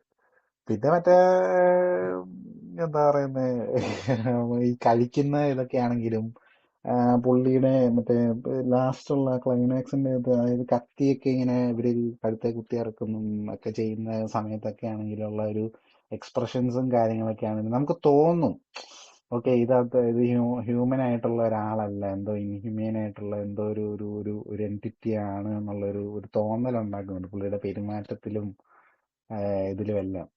മറ്റേ ഈ സോറി ഇതിന്റെ ഇടയ്ക്ക് ഒരു കാര്യം പറയായിരുന്നു. മറ്റേ തേവൻ ഇങ്ങനെ പറയല്ല എല്ലാം ദൈവത്തിന്റെ ഒരു ഇതാന്നൊക്കെ അനുഗ്രഹം പറയുമ്പോഴത്തേക്കും പുള്ളിയുടെ മുഖം പെട്ടെന്ന് മാറും. ഇഷ്ടപ്പെടത്തില്ല. ഇഷ്ടപ്പെടത്തില്ല. പക്ഷെ അത് നമുക്ക് അതൊരു ബീസ്ലി ആയിട്ടുള്ള ഒരു ചേഞ്ചാ മുഖത്ത് വരുന്നത്. ഭയങ്കര ഈവിളായിട്ട് നമുക്ക് അതിനെ തോന്നും. അത് എനിക്കത് നമുക്ക് ആ മൂഡ് മാറുമ്പോ തന്നെ എനിക്കൊരു ഒരു ത്രെട്ടൻഡ് ഫീലിംഗ് നമുക്ക് തന്നെ ഫീൽ ചെയ്യുമായിരുന്നു. അത് ഇറ്റ്സ് നോട്ട് ഈസി. ഞാൻ ഇങ്ങനെ ആലോചിക്കും ഈ മനുഷ്യൻ ഇത് എങ്ങനെയാ ചെയ്യുന്നതെന്നുള്ളത്. പക്ഷെ ഒരു ബാക്ക്ഗ്രൗണ്ട് സ്കോറിനോ അല്ലെങ്കിൽ ഒരു ക്യാമറ ആംഗിളിലോ ചെയ്യാൻ പറ്റുന്നതിന്റെ മുകളിൽ പുള്ളി ചവിട്ടി നിന്ന് ചെയ്യുന്നു എന്നുള്ളതാണ് അതിന്റെ അകത്ത് ഒരു ശരിക്കും പറഞ്ഞ സത്യാവസ്ഥ. നമ്മള് എത്ര നമ്മളത്ര വർഷങ്ങളായിട്ട് കാണുന്ന ഒരു മനുഷ്യനാണ്. എന്തെല്ലാം സിനിമകൾ കണ്ടിട്ടുണ്ട്, അതെ അതിലെല്ലാം എന്തെല്ലാം ഭാവങ്ങൾ അതെ കണ്ടിട്ടുണ്ട്. ഇത് പലതും അതെ കാണുമ്പോ ഇങ്ങനെ ഇതൊക്കെ എവിടെ കൊണ്ട് വെച്ചിരിക്കുകയായിരുന്നു എന്നുള്ള ഒരു ഒരു പുതിയ സാധനങ്ങളൊക്കെ ഇറക്കുന്ന പോലെ ഒരു ആ ഒരു ഇത് പുള്ളിക്ക് പറ്റുള്ളൂ. അത് ശരിയാണ്. അങ്ങനത്തെ ഒരു അത് എനിക്ക് തോന്നുന്നു പുള്ളി പറയുന്ന ഒരു പോയിന്റ് ഒക്കെ എനിക്ക് ഇപ്പോഴാണ് അത് കത്തുന്നത്. പുള്ളി പറഞ്ഞു ഇപ്പോഴും പഠിച്ചുകൊണ്ടിരിക്കുവാണെന്ന് പറയുമ്പം ശരിക്കും പുള്ളി പഠിക്കുന്ന കാര്യങ്ങള് നമ്മളെ ഇപ്പൊ എന്താ പറയുക ഓരോ സിനിമയും പുള്ളി എക്സ്പെരിമെന്റ് ചെയ്യുക പുള്ളിയുടെ അഭിനയം വെച്ച്. അപ്പം ആ അതിന്റെ അകത്ത് ഇതിനു മുന്നേ പുള്ളി പല സിനിമയ്ക്കകത്തും പുള്ളി ബീസ്ലി ആയി മാറുന്ന നമ്മൾ കണ്ടിട്ടുണ്ടെങ്കിൽ പോലും അതിൽ നിന്നുമൊക്കെ വ്യത്യസ്തമായിട്ട് ഇതിന്റെ അകത്ത് എന്ത് ചെയ്യാമെന്നുള്ളതും അങ്ങനെ ചെയ്യുന്നതും ഒക്കെ ഭയങ്കര it's quite impressive. I mean ഒരു 73 വയസ്സുള്ള ഒരാൾ അത് ചെയ്യുക എന്ന് പറയുന്നത് ഒരു ഭയങ്കര സംഭവം തന്നെയാണ്. ഇപ്പൊ ഈ അപ്പം കാരിക്കാമുറി ഷൺമുഖന്റെ മറ്റേ എന്താ ഒരു കോഴി ബിരിയാണി, ഒരു ഫുൾ ബോട്ടിൽ റം, നീലച്ചടയൻ അതെ കാജാവെടിയിൽ തെറുത്ത ഒന്ന്, അതിലൊക്കെ ഒരു ഒരു ഒരു ഒരു അങ്ങനെ ആ പറയുന്ന സീക്വൻസിലൊക്കെ ഒരു ഒരു ഒരു ഇതുണ്ടല്ലോ, ഒരു ഇന്റൻസിറ്റി ഉണ്ടല്ലോ. ആ ഒരു സാധനം അതെ ഒക്കെ നമ്മൾ കണ്ടിട്ടുണ്ട്. പക്ഷെ അത് അതെ അങ്ങനത്തെ സംഭവങ്ങളൊക്കെ വരുമ്പോഴത്തേക്ക് ഇങ്ങനത്തെ നെഗറ്റീവ് ഷെയ്ഡുള്ള ക്യാരക്ടേഴ്സ് ഒക്കെ ഇപ്പൊ പുഴുവിന്റെ അകത്തെ ക്യാരക്ടർ ആണെങ്കിലും ഒക്കെ അങ്ങനത്തെ ഒരു ഇതുണ്ട്. അങ്ങനത്തെ പിന്നെ മറ്റേ ഇതിന്റെ കാര്യം പറയണ്ട, മറ്റേ മുരിക്കും കുന്നത്ത് അഹമ്മദ് ഹാജി ഒക്കെ ഒരു അതെ റോങ് ആയിട്ടുള്ള മനുഷ്യനായിരുന്നു. അപ്പം അതെ അങ്ങനത്തെ ഇതൊക്കെ അല്ല ചെയ്യാനായിട്ട് ഇപ്പൊ നമ്മള് ഇപ്പൊ എടുത്തു നോക്കിയാല് കുറെ പടങ്ങൾ ഇപ്പം എന്താ പറയുന്ന ഇപ്പൊ ഈ പറയുന്ന പോലെ പുഴുവിന്റെ അകത്താണെങ്കിൽ പോലും അതൊരു ഭയങ്കര ടോക്സിക് ആയിട്ടുള്ള ഒരു സാഡിസ്റ്റ് എന്ന് പറയാൻ പറ്റുമെന്ന് എനിക്ക് അറിഞ്ഞുകൂടാ. ബട്ട് ഹീസ് എ വെരി ഭയങ്കര ഡാർക്ക് സ്പേസിൽ നിൽക്കുന്ന ഒരു ക്യാരക്ടറാണ്. ഈവൻ ദോ പുള്ളിയെ ഒരു വൈറ്റ് നൈറ്റ് ആയിട്ടാണ് അതിൻ്റെ അകത്ത് കൺസിഡർ ചെയ്യുന്നെങ്കിലും he is very much the dark knight. അതിൻ്റെ അകത്ത് ഡാർക്ക് നൈറ്റും ആണ്. ആൻഡ് അതിൻ്റെ അകത്ത് പുള്ളി ഈവിളായിട്ട് മാറുന്ന സിറ്റുവേഷൻസ് ഉണ്ട്. അതായത് ആ കൊച്ചിന്റെ കൈ പിടിച്ചോണ്ട് പറയുന്നത് അത് ഭയങ്കര ഈവിളായിട്ടാണ് പുള്ളി സംസാരിക്കുന്നത് സത്യം പറഞ്ഞ. അതായത് ആ വൈറ്റ് കോയിൻ തിരിച്ചു കൊണ്ടുവരണം എന്ന് പറയുന്നത് പുള്ളിയുടെ ആ ഒരു OCD ആണോ അത് പുള്ളിയുടെ ഒരു സുപ്പീരിയോറിറ്റി കോംപ്ലക്സ് ആണോ, പക്ഷെ എന്നാലും you will feel that you know this guy is evil, this guy is pure evil എന്നുള്ളത് നമുക്ക് ഭയങ്കരമായിട്ട് തോന്നും. പക്ഷെ ആ ഒരു അഭിനയത്തിലുള്ള ഒരു ഡിഫറൻസ്, അതായത് ആ ക്യാരക്ടർ അതിനകത്ത് ആ കുട്ടൻ എന്ന് പറയുന്ന ക്യാരക്ടറും ഈ പറയുന്ന പോയിറ്റിയായിട്ട് യാതൊരു ബന്ധവും ഇല്ല. അപ്പം അത് നമുക്ക് മമ്മൂട്ടി എന്നുള്ളൊരു നടനെ നമ്മൾ അവിടെ മറന്നു പോവാ. പിന്നെ നമ്മുടെ ഉള്ളിലേക്ക് പ്രോപ്പറായിട്ട് വരുന്നത് ഈ ക്യാരക്ടേഴ്സാ. സോ ആ ഒരു ക്യാരക്ടറിന് ജീവൻ വെപ്പിക്കുക എന്ന് പറയുന്നത് ഒരു നിസ്സാര കാര്യമല്ല. പിന്നെ നിങ്ങൾക്ക് രണ്ടുപേർക്കും ആ ഫ്ലാഷ് ബാക്ക് സീക്വൻസ് ആയിട്ട് തോന്നിയത് എങ്ങനെയുണ്ട്? മറ്റേ ആനിമേഷൻ സംഭവമാണോ, ചാത്തന്റെ കഥയാണ്? അതെ അതെ അതെ എനിക്ക് അടിപൊളിയായിട്ട് തോന്നി. അതുപോലത്തെ ഒരു എനിക്ക് സീക്വൻസ് അത്രയും ബെസ്റ്റ് ആയിട്ട് മലയാളത്തിൽ ചെയ്തിട്ടുണ്ടോ എന്നുള്ള കാര്യം എനിക്ക് അറിയത്തില്ല. അതെ അതെ അല്ല എനിക്ക് സത്യം പറഞ്ഞാലേ ചിലവരൊക്കെ മറ്റേ പഴയ ഫ്ലാഷ് ബാക്കിലോട്ടൊക്കെ പോയി കഴിയുമ്പോ മേക്കപ്പും വൃത്തികേടായി എന്തെങ്കിലുമൊക്കെ കുളമായി അല്ലെങ്കിൽ മറ്റേ പണ്ടത്തെ ഇവരുടെ പഴയകാല ആക്ടർ എന്താ പറയാ പഴയകാലം കാണിക്കുന്ന നടനും നമ്മുടെ നടനുമായിട്ട് യാതൊരു ബന്ധവും തോന്നിക്കത്തില്ല. എന്തെങ്കിലുമൊക്കെ ഒരു മിസ്മാച്ചും പെട്ടെന്ന് കാര്യങ്ങളൊക്കെ ജയിലർ ഫീൽ ഓർമ്മ ചെയ്യും. വന്നു. പക്ഷെ ഇത് അപ്പം ജയിലർ എനിക്ക് വലിയ കുഴപ്പമായിട്ട് തോന്നിയില്ല. പക്ഷെ എന്നാലും കുഴപ്പമില്ല. ഫ്ലാഷ് ബാക്കടാ, നമുക്കത് ജയിലറല്ലേ. ആ, എത്ര വർഷം ഉം, മുമ്പത്തേടാ. അത് ഇച്ചിരി ബുദ്ധിമുട്ടായിരുന്നു എനിക്കത് കണ്ടോണ്ടിരിക്കും. പ- ഈ പ്രസന്റ് രജനി ഓക്കെ ആ, ആയിരുന്നു, കുഴപ്പമൊന്നുമില്ല. പക്ഷെ ആ ഫ്ലാഷ് ബാക്കിൽ പ- യങ് ആയിട്ട് കാണിക്കാൻ വേണ്ടിയിട്ട് കാണിച്ചു അല്ല അത് വെച്ചത് 10 കൊല്ലം മുന്നേ എന്നല്ലേ കാണിക്കത്തുള്ളൂ. 10 കൊല്ലം മുമ്പേ ആണെങ്കിൽ അത് 10 കണ്ടു കൊല്ലം കഴിഞ്ഞാൽ മുമ്പേ ഇപ്പോഴത്തെ ആണെങ്കിലും രജനിയുടെ ഭീകരാണ്. അപ്പനാണെന്ന് പറയും. അതായിരുന്നു അതിന്റെ ആ ഇത്. ആ ഇച്ചിരി ഓക്കെ ബുദ്ധിമുട്ടായിരുന്നു. എന്തേലും ആണ്. പക്ഷെ അതിന് ആ ആവശ്യമില്ലല്ലോ. അത് നമുക്ക് അതിന്റെ അങ്ങോട്ട് വിട്ടു തന്നാ ആവശ്യമില്ലായിരുന്നു. പോലെ. ആ അതിന് അതിന്റെ എന്തുവായിരുന്നു? ആവശ്യമില്ലായിരുന്നു. അതിന്റെ ജസ്റ്റ് അല്ല കഥ പറഞ്ഞു പോയാൽ മതിയായിരുന്നു. ഈ വൃത്തികേട് കാണിക്കേണ്ട കാര്യമില്ലായിരുന്നു. അപ്പോ വേറെ പടം. സി അത് ഞാൻ ബേസിക് ആയിട്ട് പറഞ്ഞു വരുന്നത് എന്താന്ന് വെച്ചാല് ഇവര് ഇവരിപ്പം ആ ഒരു ഫ്ലാഷ് ബാക്ക് സീക്വൻസ് അല്ലെങ്കിൽ അങ്ങനെ കഥ പറഞ്ഞു പോകുന്നതാണ് സത്യം പറഞ്ഞാൽ ഇപ്പം എനിക്ക് ജയിലറിൻ്റെത് പ്രശ്നമായിട്ട് തോന്നാത്തതിന്റെ റീസൺ എന്താന്ന് പറഞ്ഞാൽ ഞാൻ ലിയോ കണ്ടപ്പോഴാണ് എനിക്കത് പ്രശ്നമായിട്ട് തോന്നാഞ്ഞത്.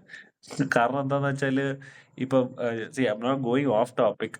ഇപ്പൊ നമുക്ക് ലിയോ കണ്ടിട്ട് ഭയങ്കര ഡിസപ്പോയിന്റ്മെന്റ് വരുന്ന പറഞ്ഞാൽ ആ ഫ്ലാഷ് ബാക്ക് ഭയങ്കര ഓവർ ദ ടോപ്പ് ഭയങ്കര ശിവകാശി വൈബ് അടിപ്പിച്ച ഫ്ലാഷ് ബാക്ക് ആയിരുന്നു. ആ ഫ്ലാഷ് ബാക്കിന് പകരം അവർക്ക് ചെയ്യാൻ പറ്റുന്ന ഒരു കാര്യം എന്തായിരുന്നു എന്ന് പറഞ്ഞാല് ഇതുപോലെ കുറച്ച് ആനിമേറ്റഡ് ആയിട്ടുള്ള സീക്വൻസ് അല്ലെങ്കിൽ ജസ്റ്റ് കെ ജി അവരുടെ എഫിലൊക്കെ കാണിച്ചു ഹിസ്റ്ററി പോയ പോലെ പറയുമായിരുന്നെങ്കിൽ ഒരു അത് കുറച്ച് കുറച്ച് സ്നിപ്പെറ്റ്സ് ആയിട്ട് കാണിച്ചു പോയിരുന്നെങ്കിൽ ഒരു സീക്വലിലോട്ട് ഭയങ്കര എക്സൈറ്റ്മെന്റ് കൊണ്ടുവരുമായിരുന്നു. മനസ്സിലായോ? ഉം. എങ്ങനെ എങ്ങനെ കളിച്ചാലും at the end of the day നമുക്ക് എല്ലാവർക്കും ഇപ്പോ ലിയോയെക്കാളും ഇഷ്ടപ്പെട്ടത് പാർത്ഥിവനെ തന്നെയാണ്. അത് അതാണ് അതിന്റെ അകത്തൊരു ഈ ഫാക്ട്. സോ ഞാൻ ബേസിക്കായിട്ട് പറഞ്ഞു വന്നത് എന്താന്ന് പറഞ്ഞാൽ ഇതിന്റെ അകത്ത് ഇപ്പൊ ഈ ഇത് മറ്റേ എനിക്ക് ഇതിന്റെ ആ ഫ്ലാഷ് ബാക്കിന്റെ അല്ല ഇതില് ബേസിക്കായിട്ട് പറഞ്ഞു വന്നത് എന്താന്ന് വെച്ചാല് ഇപ്പോ വരാഹിയെ കാണിക്കുന്ന സീക്വൻസ് ആണെങ്കിലും കൊടുമ്പം പോയിട്ട് വരുന്നതൊക്കെയാണല്ലോ ഒരു കഥ പോലെ പറയുമ്പോൾ പിക്ചറായിട്ട് വരച്ചത് പഴയ നമ്പൂരിയുടെ വരയൊക്കെ പോലെ വന്നതൊക്കെ ഭയങ്കര ബ്യൂട്ടിഫുൾ ആയിരുന്നു. അത് പെട്ടെന്ന് കാര്യം പറഞ്ഞു പോയി. പെട്ടെന്ന് കാര്യം പറഞ്ഞു. നമുക്ക് ഇപ്പൊ പറയുന്ന അറ്റൻഷൻ ഡെഫിസിറ്റ് ആയിട്ടുള്ള ഓഡിയൻസിനെ പിടിച്ചിരുത്താൻ പറ്റുന്ന ഒരു പരിപാടി ഏതാ? അല്ലെങ്കിൽ ഇപ്പൊ നമ്മളിപ്പോ ആവേശത്തിന്റെ അകത്തൊക്കെ കണ്ട പോലെ അങ്ങനത്തെ എന്തെങ്കിലും ഒരു ഇമ്പാക്ട്ഫുൾ സാധനമായിരിക്കണം. ഇപ്പൊ ആവേശത്തിന്റെ അകത്താണെങ്കിൽ പോലും ആ പറയുന്ന ഈ ഫ്ലാഷ് ബാക്ക് എന്ന് പറയുന്നത് പെട്ടെന്ന് പറഞ്ഞു പോയി, ബോറടിപ്പിച്ചില്ല, പെട്ടെന്ന് പരിപാടി തീർത്തു.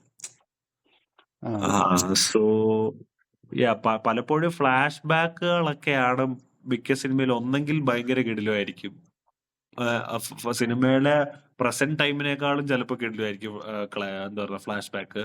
ചില കേസസിൽ എന്ന് പറഞ്ഞാൽ ഫ്ലാഷ് ബാക്ക് കംപ്ലീറ്റ്ലി കഴിയുന്നു പോകും. അപ്പോ ഈ ഒരു കേസിന്റെ അകത്ത് എന്തായാലും ആ ഒരു പിക്ചർ റെപ്രസെന്റേഷൻ കൊണ്ടുവന്നത് I think it was actually really good. They saved a lot of time. എനിക്ക് പെട്ടെന്ന് വിക്രം വേദ ഓർമ്മ വന്നു. ആ മറ്റേ തുടക്കത്തില് വേതാളത്തിന്റെ കഥ പറയുന്ന അതുപോലെ ഒരു അനിമേഷൻ സെയിം ഇതല്ല, പക്ഷെ എന്നാലും ഒരു പെട്ടെന്ന് എന്റെ മൈൻഡ് അങ്ങോട്ടേക്ക് പോയായിരുന്നു കണ്ടോണ്ടിരുന്ന സമയത്ത്. പിന്നെ ഈ പക്ഷെ ആൾക്കാർക്ക് നല്ലതായിട്ട് അവർ ചെയ്തിട്ടുണ്ട് എന്തായാലും അത് ആൾക്കാർക്കൊക്കെ. ആൾക്കാർക്ക് ഞാൻ ഈ എനിക്ക് വെറുതെ ഇരിക്കുമ്പോഴത്തേക്ക് ഇങ്ങനെ ഓരോ റിയാക്ഷൻ വീഡിയോ ഒക്കെ ചുമ്മാ ഇരിക്കുമ്പോൾ കാണുന്ന ഒരു പരിപാടിയുണ്ട്. അപ്പൊ ഞാൻ അതില് കണ്ടപ്പം പലതിന്റെ അകത്ത് ഞാൻ ശ്രദ്ധിച്ചൊരു കാര്യം എന്ന് പറഞ്ഞു കഴിഞ്ഞാൽ ഈ റിയാക്ട് ചെയ്യുന്ന പലർക്കും കൺഫ്യൂഷൻ വന്ന ഒരു പോയിന്റ് എന്ന് പറഞ്ഞു കഴിഞ്ഞാല് ഈ നമ്മുടെ യക്ഷിയുടെ കയ്യിലെ നഖങ്ങളുണ്ടല്ലോ, മെറ്റാലിക് നഖങ്ങളാണല്ലോ കയ്യിലുള്ളത്, സെയിം ടൈപ്പ് ഓഫ് നഖങ്ങളാണ് ചാത്തന്റെ കയ്യിലുള്ളത്. പക്ഷെ ഇവരെങ്ങനെ ആ കൺക്ലൂഷനിൽ എത്തി എന്നുള്ള കാര്യത്തിൽ എനിക്കറിയത്തില്ല. ചില സമയത്ത് ഇങ്ങനെ ഈ റിയാക്ട് ചെയ്യുമ്പോഴത്തേക്കും ഇങ്ങനെ ചിന്തിക്കുന്നു എന്ന് ഞാൻ ആലോചിക്കാറുണ്ട്. എനിക്ക് അങ്ങനത്തെ കൺഫ്യൂഷൻസ് ഒന്നും വന്നില്ല. നിങ്ങൾക്ക് ആർക്കും വന്നിട്ടുണ്ടാവുമെന്ന് എനിക്ക് തോന്നുന്നില്ല. അതായത് എന്താ ഇവർക്ക് കൺഫ്യൂഷൻ വന്നെന്ന് കഴിഞ്ഞാല് ഈ യക്ഷി തന്നെയാണോ ചാത്തൻ എന്നുള്ള ഒരു കൺഫ്യൂഷൻ അവർക്ക് വന്നു. രണ്ടുപേരും സിമിലർ ആയിട്ടുള്ള നഖങ്ങൾ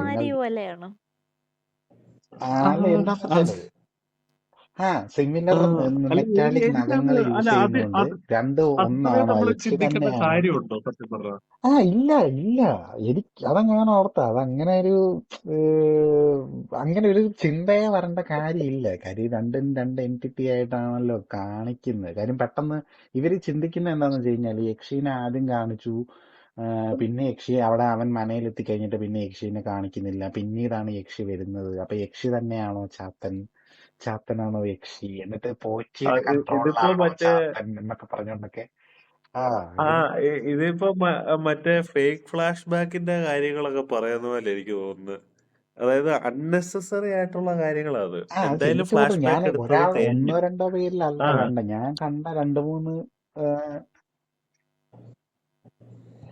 അത് എന്താന്നറിയോ, എനിക്ക് തോന്നിയ ഒരു കാര്യം എന്താ പറഞ്ഞാ ഇന്നത്തെ കാലത്ത് ഇപ്പം ഈ ഡീകോഡിങ്ങിന്റെ ഒരു ലെവൽ ഇച്ചിരി ഓവറായി തുടങ്ങി എന്ന് എനിക്ക് ഫീൽ ചെയ്യുന്നു. I mean decoding is okay, but ഒരു മിസ്ലീഡ് ചെയ്ത് നമ്മളെ വേറെ അങ്ങനെ വേറെ തലാന്തരത്തിലേക്കൊക്കെ ചെന്ന് എന്താ പറയുന്നത് ഡീകോഡ് ചെയ്യുന്ന ഒരു പരിപാടി ഇപ്പൊ നടക്കുന്നത്. അതും I feel it's bit going bit to overboard. അത് എനിക്ക് പലപ്പോഴും അങ്ങനെ വേറൊരു തോന്നാറുണ്ട്. കാര്യമുണ്ട്. അതായത് ഈ റിയാക്ടേഴ്സിനൊക്കെ ഇവര് പലപ്പോഴും പിന്നെ ഈ നിങ്ങൾക്ക് ആൾക്കാര് വേറൊരു കാര്യം, ഈ ചാത്തനെ ഇങ്ങനെ കാണിക്കുന്നതിനോട് ഉള്ളതിനെ പറ്റി അഭിപ്രായം എന്താണ്? ചാത്തനെ പലപ്പോഴും ഈ കാണിക്കണമായിരുന്നു, റിയാക്ട് ചെയ്യുന്നവർക്ക് അതോ ഉള്ള ഒരു അതവർക്ക് പ്രശ്നം എന്താ വെച്ച് മിനിമലായിട്ട് കഴിഞ്ഞ് കഴിഞ്ഞാൽ അവര് വെക്കാമായിരുന്നു എന്ന് വിചാരിച്ചു? ആഹ് ചുമ്മാ ഇങ്ങനെ ചുമ്മാ ഇങ്ങനെ എന്തെങ്കിലും ഒരു പോയിന്റില് ഒരു അടിസ്ഥാനമില്ലാത്ത ഇമാതിരി ചില ഉള്ള സംശയങ്ങളൊക്കെ അവരുടെ തലയിലോട്ട് വരും. അതായത് അവര് ഭയങ്കര കോംപ്ലക്സ് ആയിട്ടുള്ള കാര്യങ്ങളൊക്കെ അണ്ടർസ്റ്റാൻഡ് ചെയ്യും. പക്ഷെ ചെറിയ ഇങ്ങനത്തെ നമുക്ക് പ്രത്യേകിച്ച് ചിന്തിക്കൊന്നും വേണ്ട. നമുക്ക് കാണുമ്പോൾ തന്നെ നമുക്ക് മനസ്സിലാവുന്ന ചില കുഞ്ഞു ബേസിക് ആയിട്ടുള്ള കാര്യങ്ങൾ ഇവർക്ക് അണ്ടർസ്റ്റാൻഡ് ചെയ്യാൻ പറ്റാതെ പോകുന്ന ചില സാഹചര്യങ്ങൾ വരുന്നത് ഞാൻ കണ്ടിട്ടുണ്ട്. അതിന്റെ ഒരു പ്രശ്നമായിട്ടാണ് ഞാനത് ചിന്തിച്ചത്. പക്ഷെ ഞാൻ കണ്ട 2-3 ഇതിൽ കണ്ടു. അതും ഇപ്പം ഇംഗ്ലീഷ് സംസാരിക്കുന്ന അല്ലെങ്കിൽ നമ്മുടെ ഇന്ത്യൻ മൂവീസായിട്ട് അധികം ഫെമിലിയർ അല്ലാത്ത ആൾക്കാർ റിയാക്ട് ചെയ്തപ്പോഴും ഈ ഇഷ്യൂ ഉണ്ടായിരുന്നു. പിന്നെ നമ്മുടെ തൊട്ടയലക്കത്ത് കിടക്കുന്ന തമിഴന്മാരായിട്ടുള്ള ചിലരുടെ റിയാക്ഷന്റെ ഇതിന്റെ അകത്ത് അവരും അങ്ങനെ കൺഫ്യൂസ്ഡ് ആയി പെട്ടെന്ന് ഈ നഖത്തിന്റെ ഇത് കണ്ടു കഴിഞ്ഞപ്പോ. അതിങ്ങനെ പറയണം തോന്നി. അത് നമുക്കൊന്നും ഇപ്പൊ അങ്ങനെ ഇഷ്യൂ വന്നായിട്ട് എന്നോട് അങ്ങനെ ആരും പറഞ്ഞിട്ടില്ല, എനിക്കും അത് തോന്നിയില്ല. പക്ഷെ ചിലരങ്ങനെ ചിന്തിച്ചു എന്ന ഒരു അഡീഷണൽ ബിറ്റ് ഓഫ് ഇൻഫർമേഷൻ ആയിട്ട് ഞാൻ പറയുക. അത് ഈ ഇന്റർപ്രിട്ടേഷന്റെ കാര്യം പറഞ്ഞപ്പോഴാണ് ഞാൻ പെട്ടെന്നൊരു കാര്യം ഓർത്തത്. ഏതൊരു ഇന്റർവ്യൂല് ഡയറക്ടർ ഇങ്ങനെ പറയുന്നത്, ഡയറക്ടറിനോട് ഇങ്ങനെ ചോദിച്ചു, ആരുടെ ഭരദ്വാജനങ്കന്റെ ആയിരുന്നു ആരുടെയാണെന്ന് അറിയില്ല, ആരുടെ ഇന്റർവ്യൂ എന്ന് ഞാൻ ഓർക്കുന്നില്ല. ഭരദ്വാജനകന്റെ ആണോ? അതിന്റെ അകത്തില് പുള്ളിയോട് ഇങ്ങനെ പറയുന്നുണ്ട്, ഇപ്പൊ എന്താണ് ഈ പോറ്റി പ്രായമുള്ള ആളാണല്ലോ. മമ്മൂട്ടിയുടെ ഒറിജിനൽ പോറ്റി പ്രായമുള്ള ആളാണ്. ആ ബോഡി ഡീഗ്രേഡ് ചെയ്തുകൊണ്ടിരിക്കുകയാണ്, ഡേ ബൈ ഡേ അതിന് പ്രായം ആയിക്കൊണ്ടിരിക്കുകയാണ്, അതിന് സ്ട്രെങ്ത് കുറവാണ്. ഇപ്പൊ ഫോർ എക്സാമ്പിൾ പുള്ളി വരുമ്പോ തന്നെ പറയുന്നുണ്ട്, പ്രായമായി, ലൈക്ക് വയ്യാതെയായി, എനിക്ക് പുള്ളി ഇരുന്ന് ഉറങ്ങുന്നു ഒക്കെ ഉണ്ട് പാട്ട് കേൾക്കുമ്പോൾ. അപ്പൊ അതിനൊരു ടയേർഡ് ആയിട്ടുള്ള ഒരു ബോഡി ആയി. അപ്പോൾ ആ ബോഡി സ്വിച്ച് ചെയ്യാൻ ടൈമായി, ലൈക്ക് ഷെഡിങ് സ്കിൻ, അതുപോലെ സ്വിച്ച് ചെയ്യാൻ സമയമായി. അത് കാരണം ഇത് മൊത്തം ചാത്തന്റെ പ്ലാൻ ആയിരുന്നു. And at the end of the day he gets A better body എന്നുള്ള ഒരു അതായത് നമ്മുടെ അർജുൻ അശോകന്റെ ശരീരം കിട്ടുന്നു എന്നുള്ള ഒരു കാര്യമുണ്ടല്ലോ. പക്ഷെ അതില് ഡയറക്ടർ പറയുന്നത് ഇതിൻ്റെ ഇതിൽ നടുക്കുള്ള സാധനം മാത്രമേ ഉള്ളൂ പുള്ളി ഉദ്ദേശിച്ചത്. അതായത് ഈ ബോഡി മാറുക എന്നുള്ള കാര്യത്തിനെ കുറിച്ച് പുള്ളി ആലോചിച്ചിട്ട് പോലും ഇല്ല. വേണമെങ്കിൽ അങ്ങനെ ആലോചിക്കാം, പക്ഷെ പുള്ളിയായിട്ട് അങ്ങനെ ചിന്തിച്ചിട്ടില്ല. അത് ഒരു ഇച്ചിരി ഓവർ ദ ടോപ്പ് ആയിട്ട് പുള്ളി അത് ഈ ഇന്റർവ്യൂർ എന്ന് പറയുമ്പം ഞാൻ അങ്ങനെ ചിന്തിച്ചായിരുന്നു. അതൊക്കെ മേ ബി അതായിരിക്കും. ഈവൻ നമ്മളും അതിനെക്കുറിച്ച് സംസാരിച്ചു എന്ന് എനിക്ക് തോന്നുന്നു. അതായത് ശരീരത്തിന് പ്രായമാകുന്നത് കൊണ്ടാവാം പുള്ളിക്കത് പെട്ടെന്ന് ശരീരം മാറ്റേണ്ടി വരുന്നത് എന്ന് നമ്മൾ സംസാരിച്ചായിരുന്നു. അപ്പോൾ അത് പക്ഷെ പുള്ളി അത് അല്ല എന്ന്, എൻ്റെ മനസ്സിൽ അങ്ങനെ ഒരു കാര്യമില്ലായിരുന്നു എന്ന് പറഞ്ഞ് ഞാൻ കേട്ടു. പക്ഷെ അതിൻ്റെ ഇടയ്ക്കുള്ള കാര്യം കറക്റ്റാണ്, പുള്ളി ഇത് ചിന്തിച്ചു. അതായത് ചാത്തന് ദ എൻഡ് റിസൾട്ട് അറിയാമായിരുന്നു. ഇത് അതായത് അതായത് ഇതിന്റെ ഫൈനൽ റിസൾട്ട് അറിയാം, ഇത് എങ്ങനെയാണ് നടക്കാൻ പോകുന്നത്, ഇതിന്റെ ട്രജക്ടറി എന്താണെന്നൊന്നും അറിയില്ല. എന്തൊക്കെ ഇവന്റ്സ് ആണ് നടക്കാൻ പോകുന്നതെന്ന് അറിയില്ല. ബട്ട് ഫൈനൽ റിസൾട്ട് അറിയാം.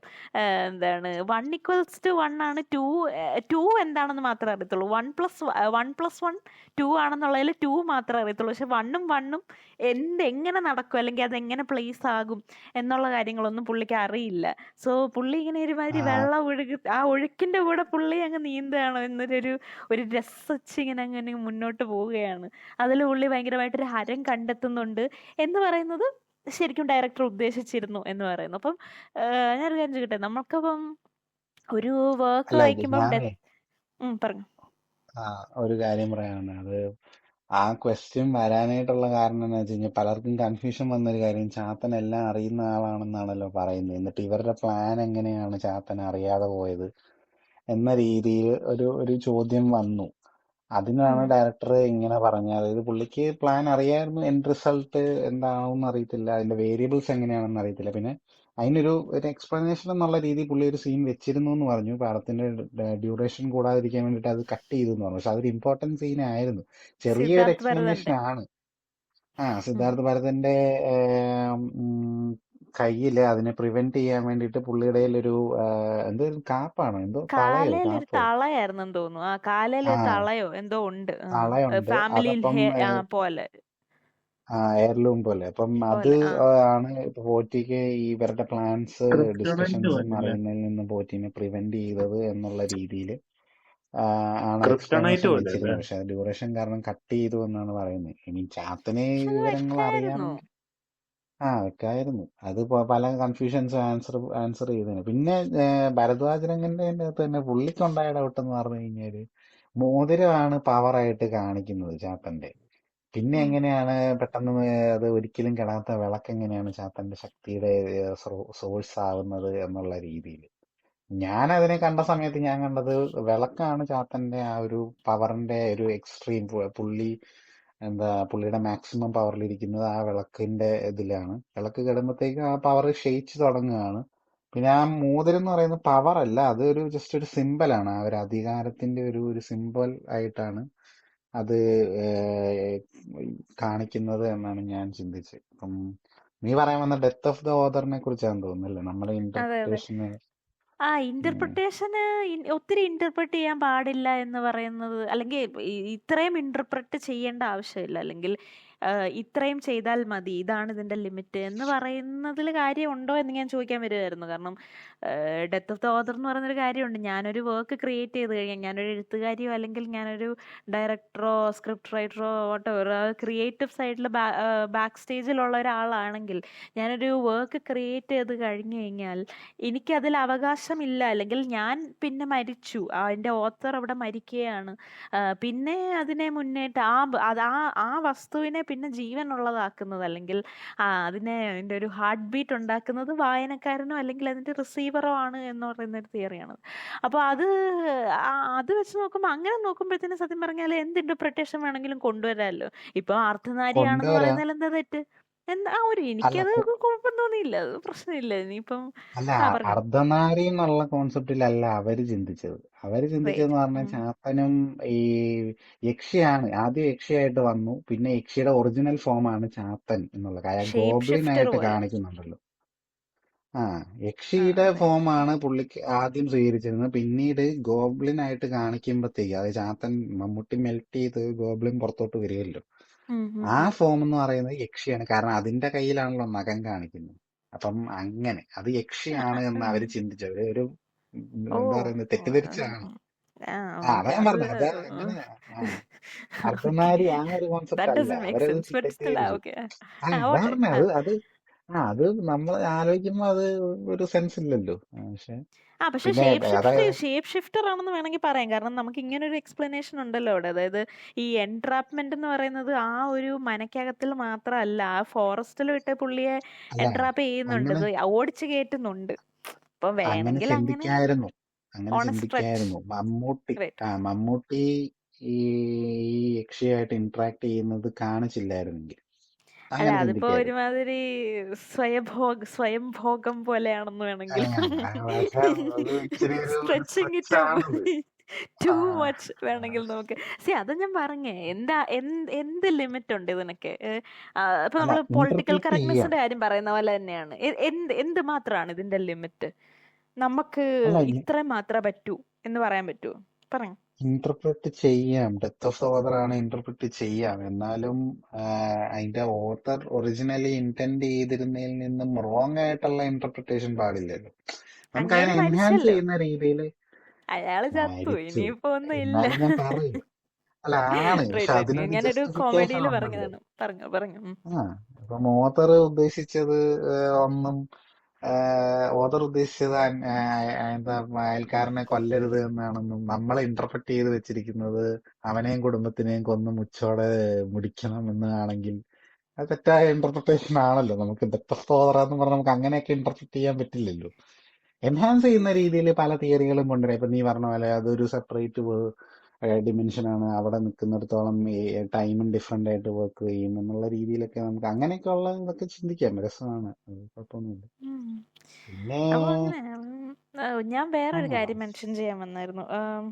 ഇതിന്റെ അകത്തിൽ കുറെ എലിമെന്റ്സ് ഉണ്ട്. അതായത് ഇപ്പം മഴ, ആ വീട്, കാട്, പുഴ, ഇങ്ങനത്തെ കുറെ ഉം, എലിമെന്റ്സ് ഉണ്ട്. ഇതിനെ എല്ലാത്തിനെയും ഒരുമാതിരി ഇങ്ങനെ ഭയങ്കരമായിട്ട് എന്താ പറയുന്ന ഒരു ലിവിങ് ബീയിങ് പോലെയാണ് കാണിച്ചത്. എനിക്ക് അങ്ങനെ ഫീൽ ചെയ്ത്. അല്ലെങ്കിൽ ഒരു ഇതിന്റെ എന്താ പറയുന്ന ഒരു ഇതിന്റെ സൗണ്ട് ഡിസൈൻ അടിപൊളിയാണ്. ഞാൻ ഫസ്റ്റ് കാട് കാണിക്കുന്ന സമയത്ത് തന്നെ നമ്മളെല്ലാം ഇതിന്റെ അകത്തോട്ട് കേറി, അതിന്റെ അറ്റ്മോസ്ഫിയറിലോട്ട് കേറി.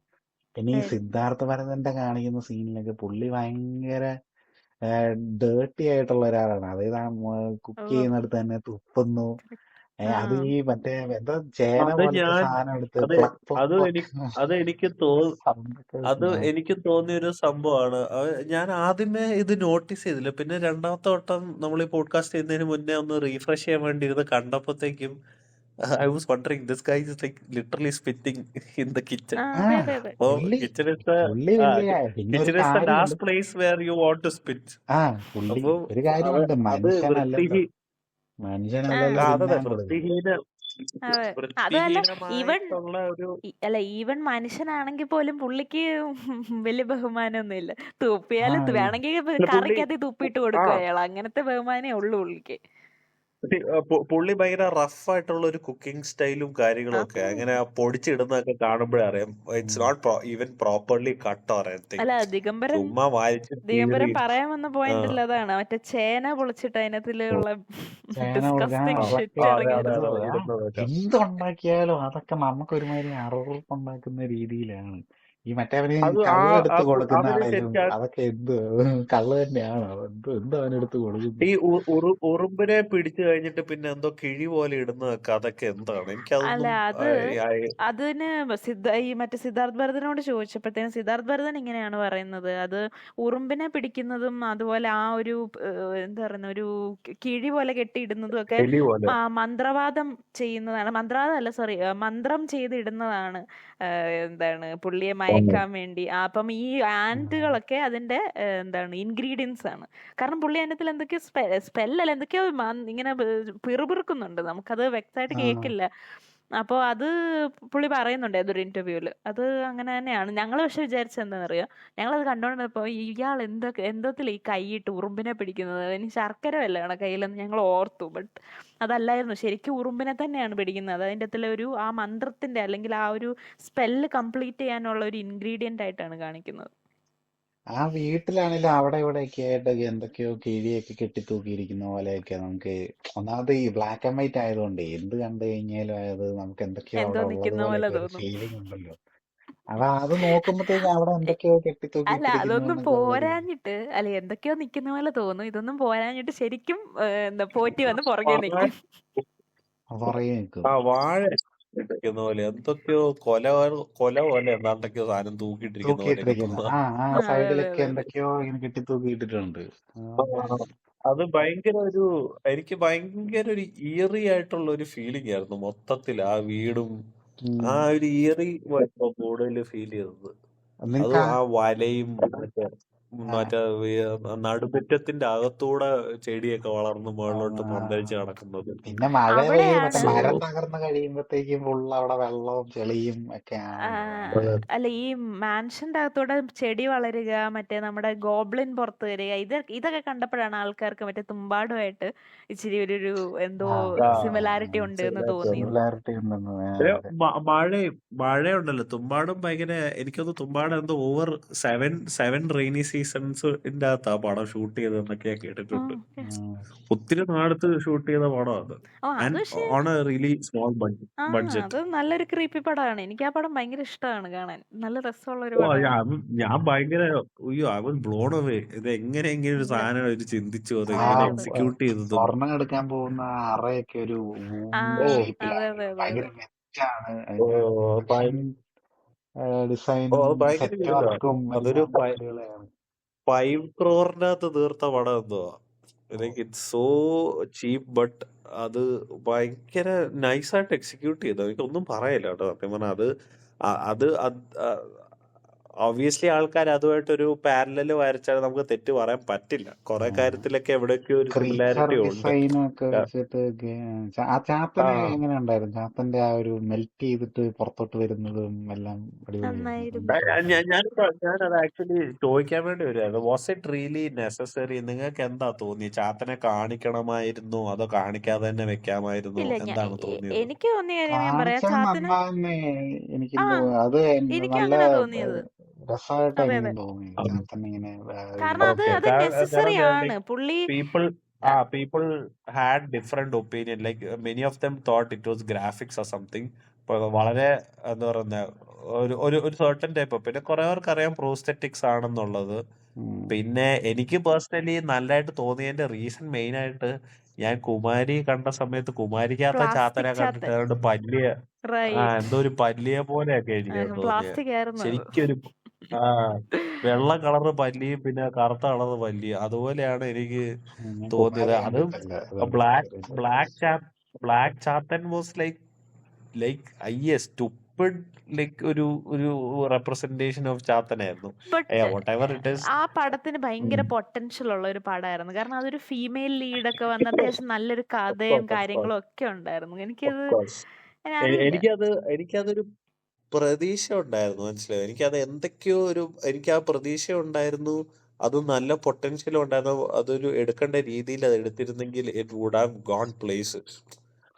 പക്ഷെ കുറെ മിസ്കാസ്റ്റിങ്ങും ഷൈൻ എവിടെയൊക്കെയോ ടോം കുറെ ഇച്ചിരി സ്ക്രീൻ പ്ലേ. ബുദ്ധിമുട്ടായിരുന്നു. ഡബിങ് മാറ്റിയാൽ മതിയായിരുന്നു ഷൈൻ ടോമിന്റെ, അപ്പൊ ശരിയായേനെ, പിന്നെ ഭേദമായിരുന്നു. ആണെന്നേ, അതാ പറഞ്ഞ ഇതിവനെന്തോ പെറുവിറുക്കുന്ന പോലെയാ സിനിമ ഞാൻ മൊത്തം. നമുക്കൊരു കുടമൺ തേങ്ങ നെറ്റ്ഫ്ലിക്സിൽ മനസ്സിലാകത്തില്ല. സബ്ടൈറ്റിൽ ഇട്ട് കണ്ടോണ്ട് എനിക്ക് മനസ്സിലായി പുള്ളി എന്താ പറഞ്ഞു.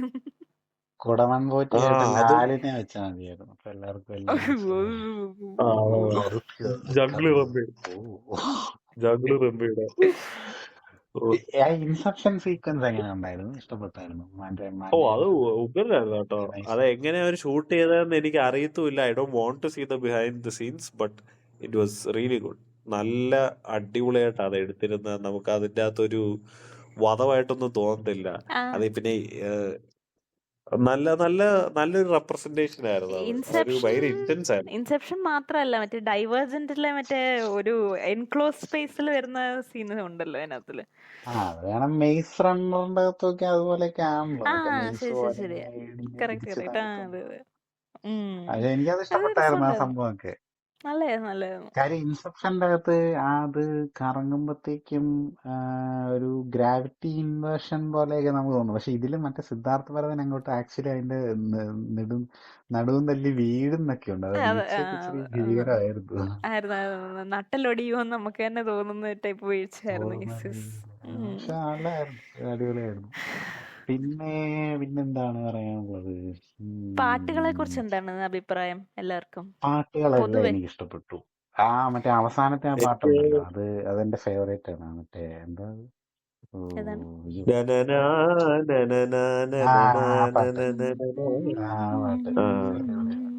എനിക്ക് മറ്റേ ഇവൻ ആദ്യമായിട്ട് പാടുന്ന മറ്റേ പൂമണി എന്ന് പറയുന്ന പാട്ടും എനിക്ക് ഭയങ്കരമായിട്ട് ഇഷ്ടപ്പെട്ടു. അത് പൂമണി മാളിക. കാരണം എനിക്ക് പേഴ്സണലി ഇഷ്ടപ്പെട്ടെന്ന് പറഞ്ഞാൽ ഇതിന്റെ അകത്ത് അവന് ഭയങ്കര ഫോക്ക് ടച്ചുള്ള ഇൻസ്ട്രുമെന്റ്സ് യൂസ് ചെയ്തു. പക്ഷെ ബ്രില്യന്റ് ആയിട്ട് പുള്ളി ഇലക്ട്രോണിക്സ് ഇംപ്ലിമെന്റ് ചെയ്തിട്ടുണ്ട് അതിൻ്റെ അകത്തോട്ട്. ആൻഡ് അത് ഒരു ഒട്ടും ഓക്വേർഡ് ആക്കാത്ത രീതിയിൽ ആണ് പുള്ളി ചെയ്തത്. And it was pretty good. അത് അവനൊരു ഡെബ്യൂട്ടൻ മ്യൂസിക് ഡയറക്ടറിന് ഹി വാസ് റിയലി ഗുഡ്. പിന്നെ ഏതോ ഒരു പോയിന്റിൽ ഒരു ഇച്ചിരി പാനിക് ഉണ്ടാക്കുന്ന ഒരു മ്യൂസിക് വന്നപ്പോഴത്തേക്ക് കാറിന്റെ ഹോൺ സൗണ്ടാ യൂസ് ചെയ്തിരിക്കുന്നത്. അത് നിങ്ങൾ ശ്രദ്ധിച്ചോന്ന് എനിക്കറിയത്തില്ല.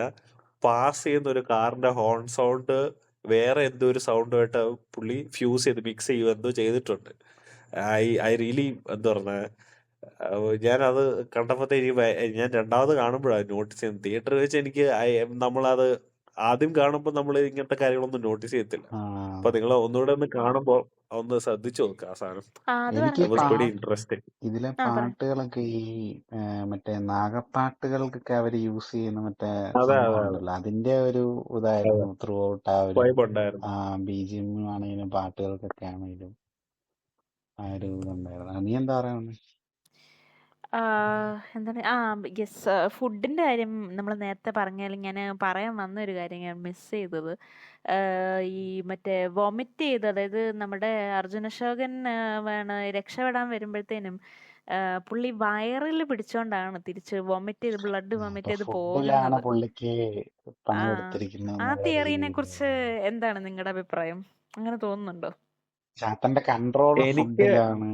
അത് ഇങ്ങനെ ആ, വയറിലാണ് ഞാൻ നിയന്ത്രണം വരുന്നത്. വിചാരിച്ചിരുന്നു ഉം. ഉം. ഞാൻ ആദ്യമേ വിചാരിച്ചിരുന്ന സത്യം പറഞ്ഞാല് മറ്റേ കള്ള് കൊടുത്തത് സിദ്ധാർത്ഥ ഭരതൻ ട്രാപ്പ് ആയിരിക്കും. ആ പക്ഷെ അതെ അതെ അതെ പക്ഷെ അതെ. അല്ല ഞാൻ പക്ഷെ പിന്നെ എനിക്ക് മനസ്സിലായി കള്ള് കൊടുത്തത് ഇന്ന വേ സിദ്ധാർത്ഥ് ഭരതന്റെ ക്യാരക്ടറിന് നമ്മുടെ പാചകക്കാരന് ഇയാളുടെ പോക്കറ്റിലാക്കണം. അതായത് ചാത്തനിൽ നിന്ന് ഇയാളുടെ സൈഡ്, ഇയാളുടെ ഒരു കൂട്ടും കൂടെ ഉണ്ടെങ്കിൽ ഇവരൊരു ബെൽറ്റ് ആയാലേ ചാത്തനെ എന്തെങ്കിലും ചെയ്യാൻ പറ്റത്തുള്ളൂ എന്നുള്ള ഒരു സെൽഫിഷ് ഒരു ഐഡിയ ഉണ്ട് അവിടെ.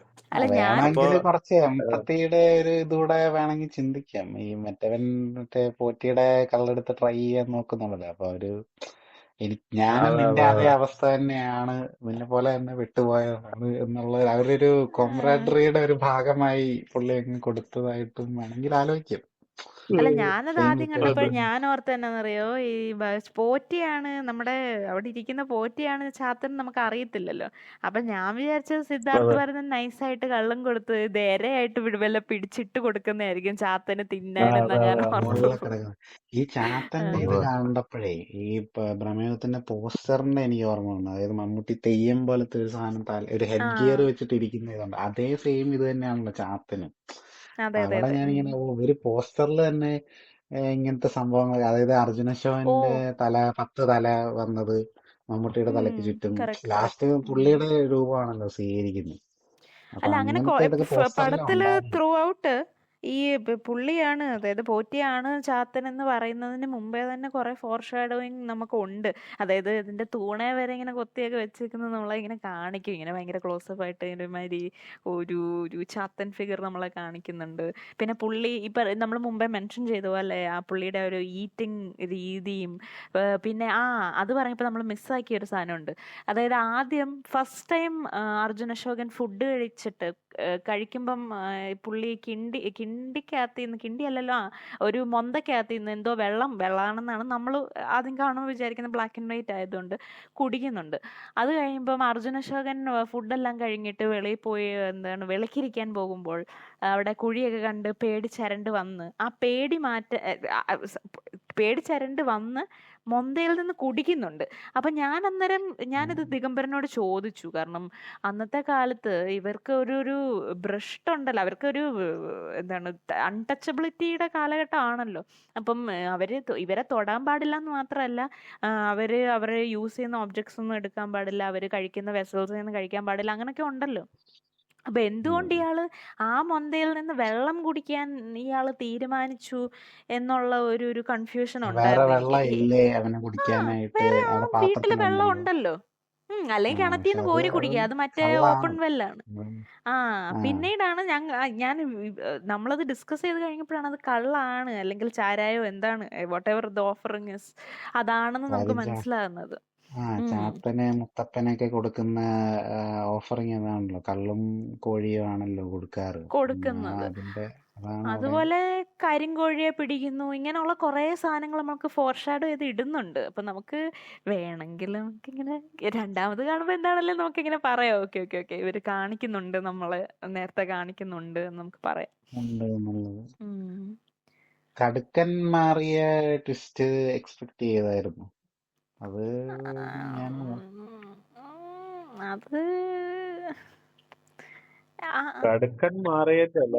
ബിഫോർ ദാറ്റ് ഇപ്പൊ അനീഷ പറഞ്ഞ ഒരു സീനിനോട് ഞാനിങ്ങനെ ആഡ് ചെയ്യാൻ വേണ്ടി പറയാം.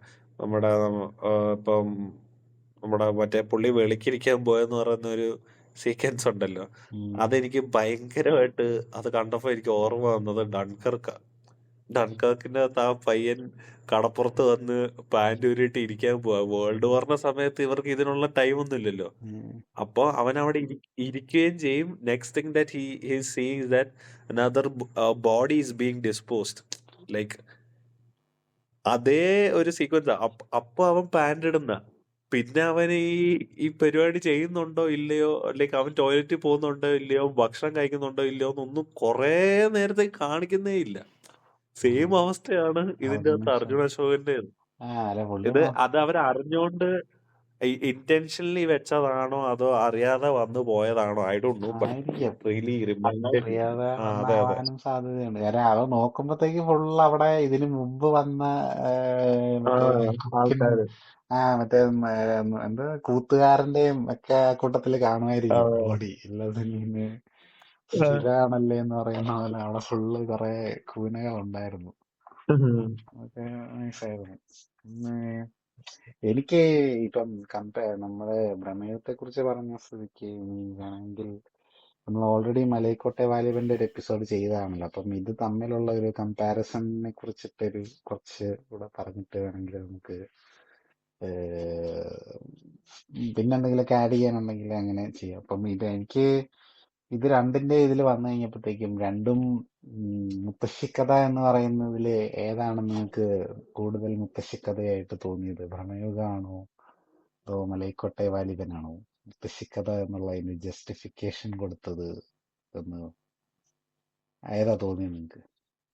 അതിപ്പോ മലൈക്കോട്ടെ വാലിബനായിരിക്കും മുത്തശ്ശിക്കഥ എന്ന് പറയുന്നതിനെ എനിക്ക് ഫീൽ ചെയ്തത്. കാരണം ഈ ഐ മീൻ രണ്ടിനും അതിന്റെ എലിമെന്റ്സ് ഉണ്ട്. ബട്ട് മുത്തശ്ശിക്കഥ എന്ന് പറയുന്നതില് ഒരു അല്ല ഇതും പറയാല്ലേ, അറിയില്ല, രണ്ടും രണ്ട് സാധനമാണ്. അതെ അതെ അതെ. എനിക്കും എനിക്ക് രണ്ടിന്റെ അകത്തും തോന്നി. പക്ഷെ I have to say that Malaikottai Vaaliban stood close to this ഒരു മുത്തശ്ശി കഥ എന്നുള്ളത്, അല്ലെങ്കിൽ ഒരു അമർ ചിത്ര കഥ എന്ന് പറയുന്നതിനോട്. കാരണം എന്താന്ന് വെച്ചാൽ അവിടെ കാലമില്ല, മറ്റേ സമയമില്ല, ഒന്നുമില്ല എന്നുള്ളത് ഒക്കെ ഒരു സൈഡ് നിൽക്കുന്നുണ്ട്.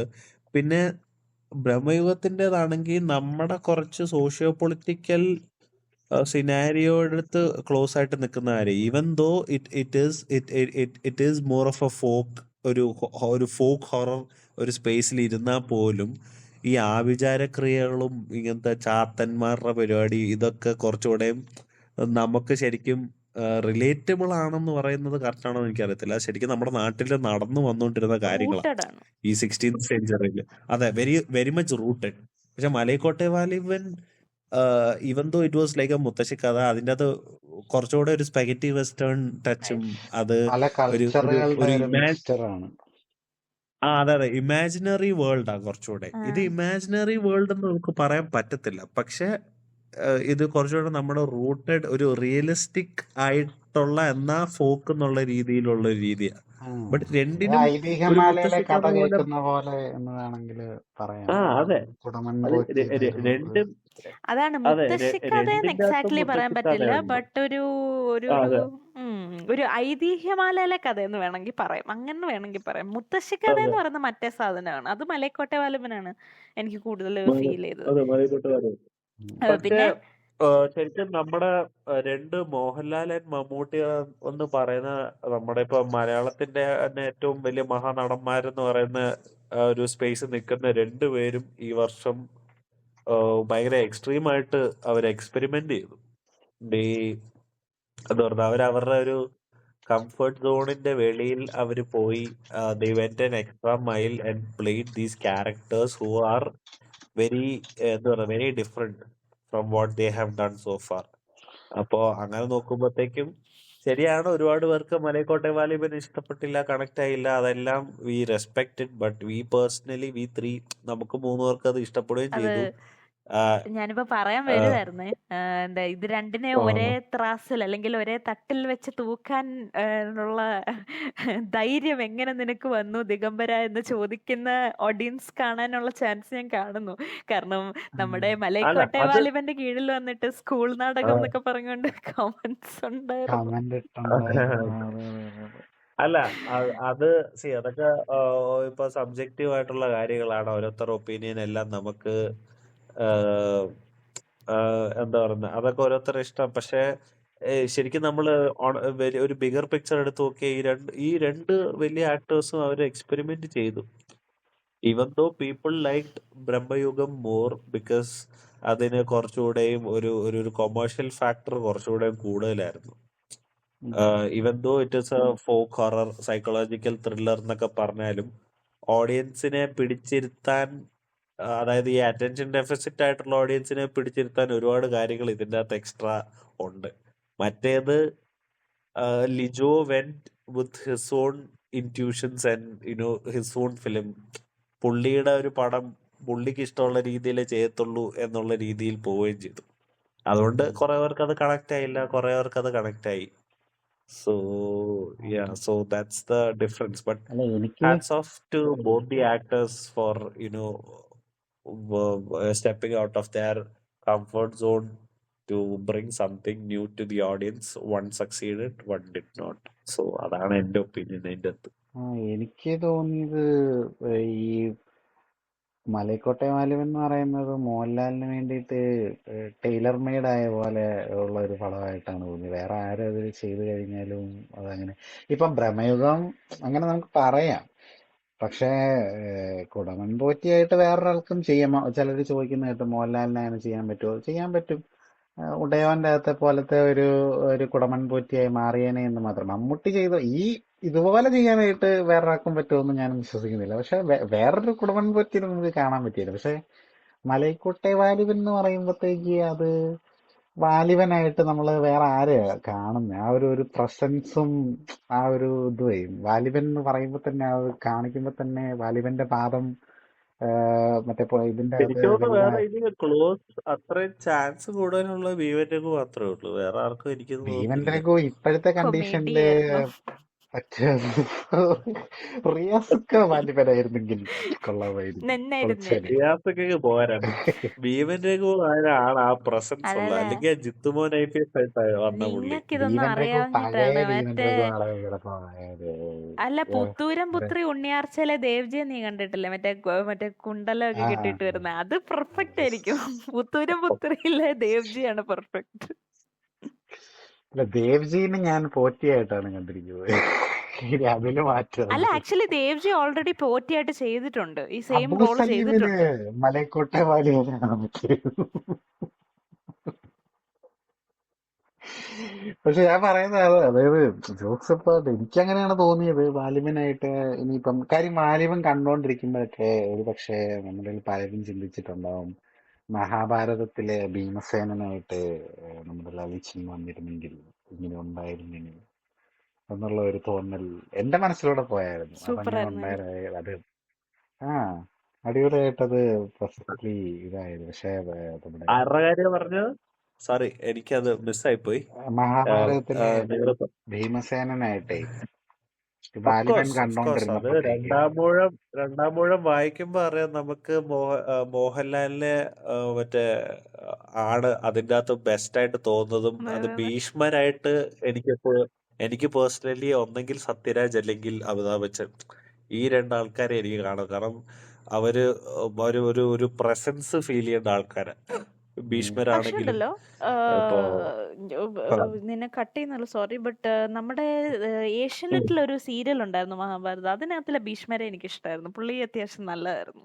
ഐ മീൻ മൂവിയിൽ വരുമ്പോ പുള്ളി അങ്ങനെ ഇരിക്കും എന്ന് എനിക്കറിയില്ല. ബട്ട് ആസ് എ സീരിയൽ അത് ഭയങ്കര നല്ല സാധനമായിരുന്നു. നല്ല കാസ്റ്റിങ്ങും നല്ല കാര്യങ്ങളും ഒക്കെ ആയിരുന്നു.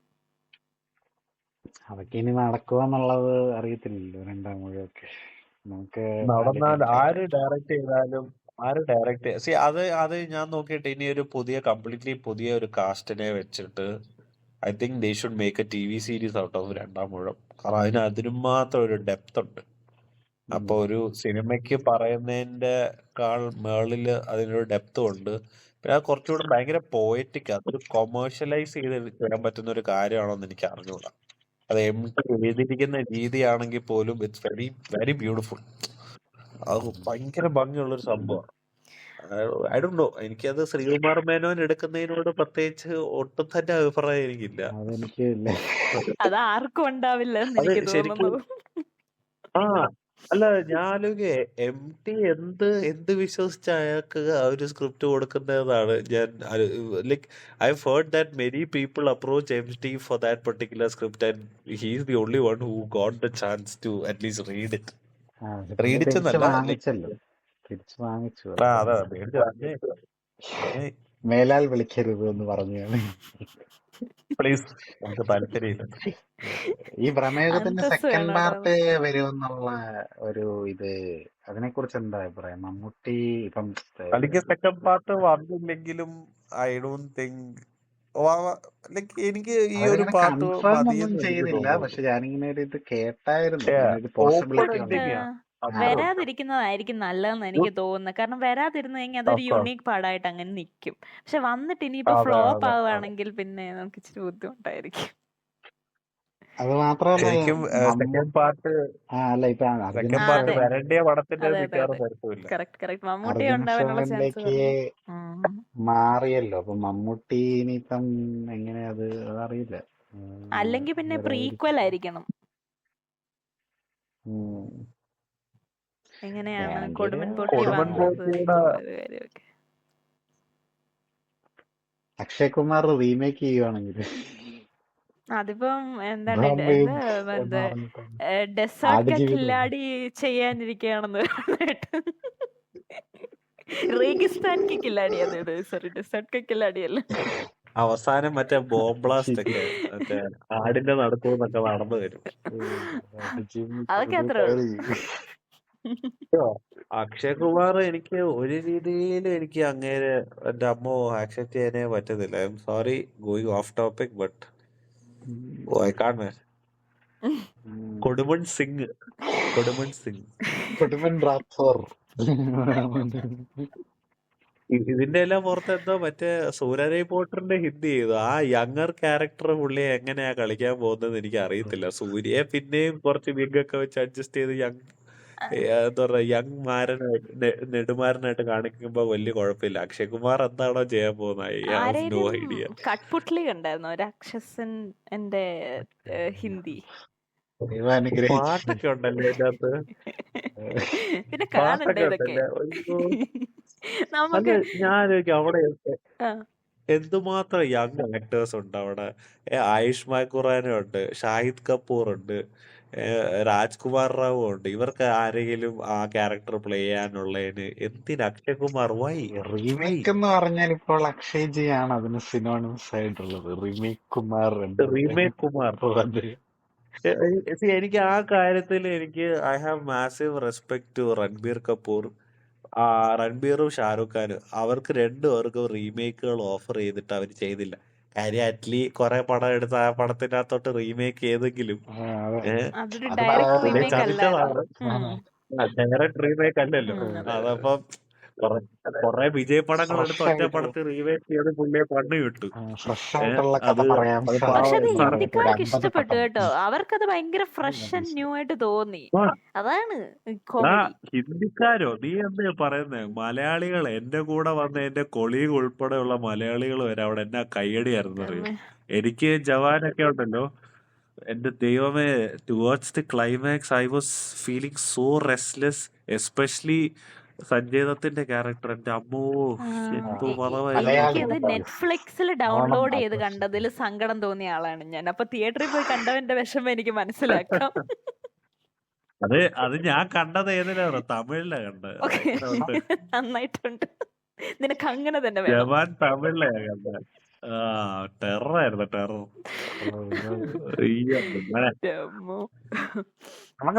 തമിഴില് ഞാൻ നോക്കിട്ട് തമിഴില് ബ്രഹ്മയുഗം ചെയ്യുവാണെങ്കിൽ നോക്കിട്ട് നമ്മുടെ സുപ്രീം സ്റ്റാർ SK ചെയ്യണമെന്നാണ് എന്റെ ഒരു അഭിപ്രായം.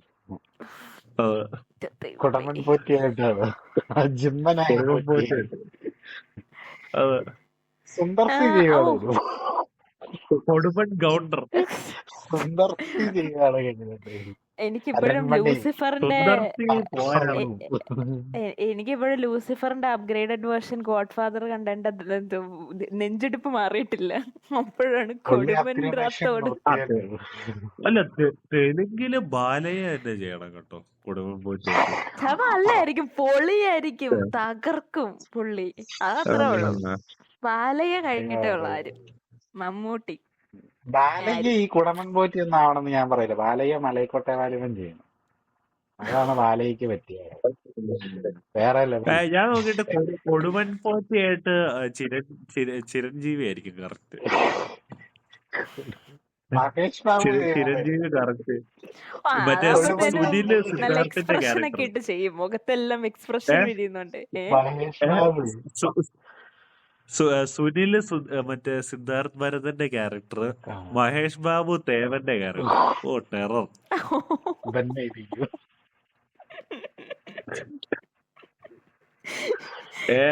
എന്നിട്ട് പിന്നെ നമ്മുടെ ക്യൂട്ട്നെസ്സിന് വേണ്ടി യക്ഷിയായിട്ട് നമ്മുടെ രാഷ്മിക്കയോ രാഷ്മിക അങ്ങനെ ഓ ആരെങ്കിലും. അവിടെ ഒരു സ്വാമി കാണാൻ എനിക്ക് വയ്യ, ദൈവത്തെ ഓർത്ത് വേണ്ട. അല്ലല്ല പൊക്കം ഉണ്ടല്ലോ, അപ്പൊ രാഷ്മിക്ക പറ്റത്തില്ല. നമുക്ക് മറ്റേ ഇവരടക്കാം, പൂജ ഹെഗ്ഡെ. ആ, നിനക്ക് correct ആയിരിക്കും. എന്തിന്റെ കേടാ നിനക്ക്? എനിക്ക് ആലോചിച്ചിട്ട് തന്നെ ഇതിലും വലിയ ഹൊറർ ഇനിയും വരാനില്ലെന്ന് തോന്നുന്നു. മലയാളത്തിലെ ഹൊറർ ഒന്നും ഒരു ഹൊറർ ആയിരിക്കില്ല, ഇതായിരിക്കും ഹൊറർ. ബിഷോറൊക്കെ റീമേക്ക് ചെയ്യുന്നൊക്കെ പറഞ്ഞിട്ട് പിന്നെ എന്തായോ? ഞാൻ ആലോചിക്കുന്ന നമ്മുടെ റീമേക്ക് കുമാറിന്റെ റീമേക്കുകളിലൂടെ ഒരു യാത്ര നടത്തിയാലോ എന്നൊരു ചിന്ത എന്റെ മനസ്സിലുണ്ട്. നന്നായിരിക്കും പിന്നെ എന്ന് തോന്നുന്നു. എടാ ചെയ്യണ്ട. പക്ഷെ സത്യം പറഞ്ഞല്ലോ, പക്ഷെ കൊറേ റീമേക്കുകളൊക്കെ അവിടെ ഭയങ്കര ഹിറ്റ് ആയിരുന്നു. അല്ല ഈ റൗഡി റാത്തോറൊക്കെ ഹിറ്റ് ആയിരുന്നു. അതെ അതെ റൗഡി അതെ. റാത്തോറൊക്കെ ഭയങ്കര ഹിറ്റ് ആയിരുന്നു. ബൂൽബുലയ അല്ല ബൂൽബുലയ പക്ഷെ ഭയങ്കര ഹിറ്റ് അല്ലായിരുന്നോ? അതിപ്പോഴും അവരുടെ അതുപോലെ ഉം, അതെ. പക്ഷെ ഒരു ദൃശ്യം. പീരീഡ് കഴിഞ്ഞിട്ട് പുള്ളിയുടെ റീമേക്കുകളൊക്കെ അങ്ങോട്ട് ഏറ്റില്ല. അക്ഷയ് കുമാർ അല്ല സത്യം പറയട്ടെ, ബോൽബുലയെ സത്യം പറഞ്ഞ നമ്മുടെ ഇതിനേക്കാളും നല്ല, ചന്ദ്രമുഖിയേക്കാളും നല്ലത്. അവിടെ ഒരു മനുഷ്യത്രത്തായിട്ട് രജനി ഫാൻ ഇരിപ്പുണ്ട്, രജനി ഫാനിന് പൊള്ളും. അല്ല രജനി ഫാനൊക്കെ ആയിക്കോട്ടെ, ഞാനും ആ സമയത്ത് രജനി ഫാൻ എന്നുള്ള രീതിയിൽ കണ്ട് പണ്ട് എൻജോയ് ചെയ്തതാ ഇത് ഇറങ്ങിയ സമയത്ത്. പക്ഷെ എനിക്ക് ഇപ്പൊ എനിക്ക് ആലോചിക്കുമ്പോ ഭയങ്കര ബുദ്ധിമുട്ടാ. അത് വേറെ കാര്യം. ഞാൻ ഞാൻ പറയട്ടെ, കാണും. എന്റെ എന്നെ പ്രഭുവിന് സംബന്ധിച്ച് വേണ്ടിയിട്ട് ഞാൻ കാണും. ബാബ ഓവർ ചന്ദ്രമുഖി എനിയുടെ. ഞാന് ചന്ദ്രമുഖി ഓവർ അയ്യോ ബാബ എന്ന് മരിച്ചുപോയി. പറയും. എനിക്കിപ്പം ചന്ദ്രമുഖിയാണ് എനിക്കിഷ്ടം. പ്രഭുവിന് വേണ്ടി മാത്രം ഞാൻ ചന്ദ്രമുഖി എത്ര വട്ടം വേണേലും എന്നെ കാണാൻ കൊടുമൈ തയ്യാറാണ്. എന്റെ സരവണ കുട്ടിക്കാലത്ത് നിനക്ക് കാണും. അല്ല, ഞാൻ ചോദിക്കാം, ബാബയാണോ ഇഷ്ടം, ചന്ദ്രമുഖിയാണോ ഇഷ്ടം? ചന്ദ്രമുഖി ചന്ദ്രമുഖി എന്ന് പറയും. ചന്ദ്രമുഖിയോ? അത്രേ ഉള്ളൂ. ചന്ദ്രമുഖിയിൽ ആ ചായ തട്ടി മാറ്റാൻ പറക്കുന്നൊക്കെ കാണണം. അതാണ് സൂപ്പർമാൻ പോലും ചെട്ടിയിട്ട് ഇങ്ങനെ എടുക്കണം. പറഞ്ഞിട്ടുണ്ടാവില്ല. എനിക്ക് ബാബയാണ് സത്യം പറയാലോ. ബാബയിൽ എനിക്ക് പ്രശ്നം ഇച്ചിരി ചില പ്രശ്നകരമായിട്ടുള്ള ചില സ്റ്റേറ്റ്മെന്റ്സുകളൊക്കെ ഉണ്ട്. അതൊക്കെ എനിക്ക് ഇപ്പൊ പ്രശ്നമാണ്. പക്ഷെ എനിക്ക് ചെറുപ്പത്തില് ഏതാ മറ്റേ മറ്റേ ഐ, ആ, മറ്റേ ഇതാണോ, മറ്റേ സ്ത്രീകളോടുള്ള പെരുമാറ്റമാണോ? സ്ത്രീകളോടുള്ള പെരുമാറ്റം, കട്ട്പുട്ടാസന ഉത്കട്ടാസന എന്നൊക്കെ പറഞ്ഞിട്ടുള്ള പുള്ളിയുടെ കുറച്ച് സംഭവങ്ങളൊക്കെ ഉണ്ട്. അതൊക്കെ അതൊക്കെ ടെററാണ്, അവളുടെ മെയിൻ ഐറ്റംസ് അതൊക്കെ. പോട്ടെ, നമുക്കത് പറയാം. അപ്പം ഭ്രമയുഗത്തില് ഓക്കെ, ഇത്രയൊക്കെ ഉള്ളൂ. വേറെന്തെങ്കിലുമൊക്കെ ഉണ്ടോ? അതൊക്കെ ഉള്ളു. നമുക്കെന്താ ഇത് വൈൻഡപ്പ് ചെയ്യാം. വൈൻഡപ്പ് ചെയ്യാം. സോ ഓക്കെ, ഇന്ന് ഞങ്ങളുടെ കൂടെ ജോയിൻ ചെയ്ത എല്ലാ ലിസണേഴ്സിനും thank you. So this is me signing out. This is me UTC Kumari signing out with Chakravani and Mr. Digambaran. Bye. Bye. By.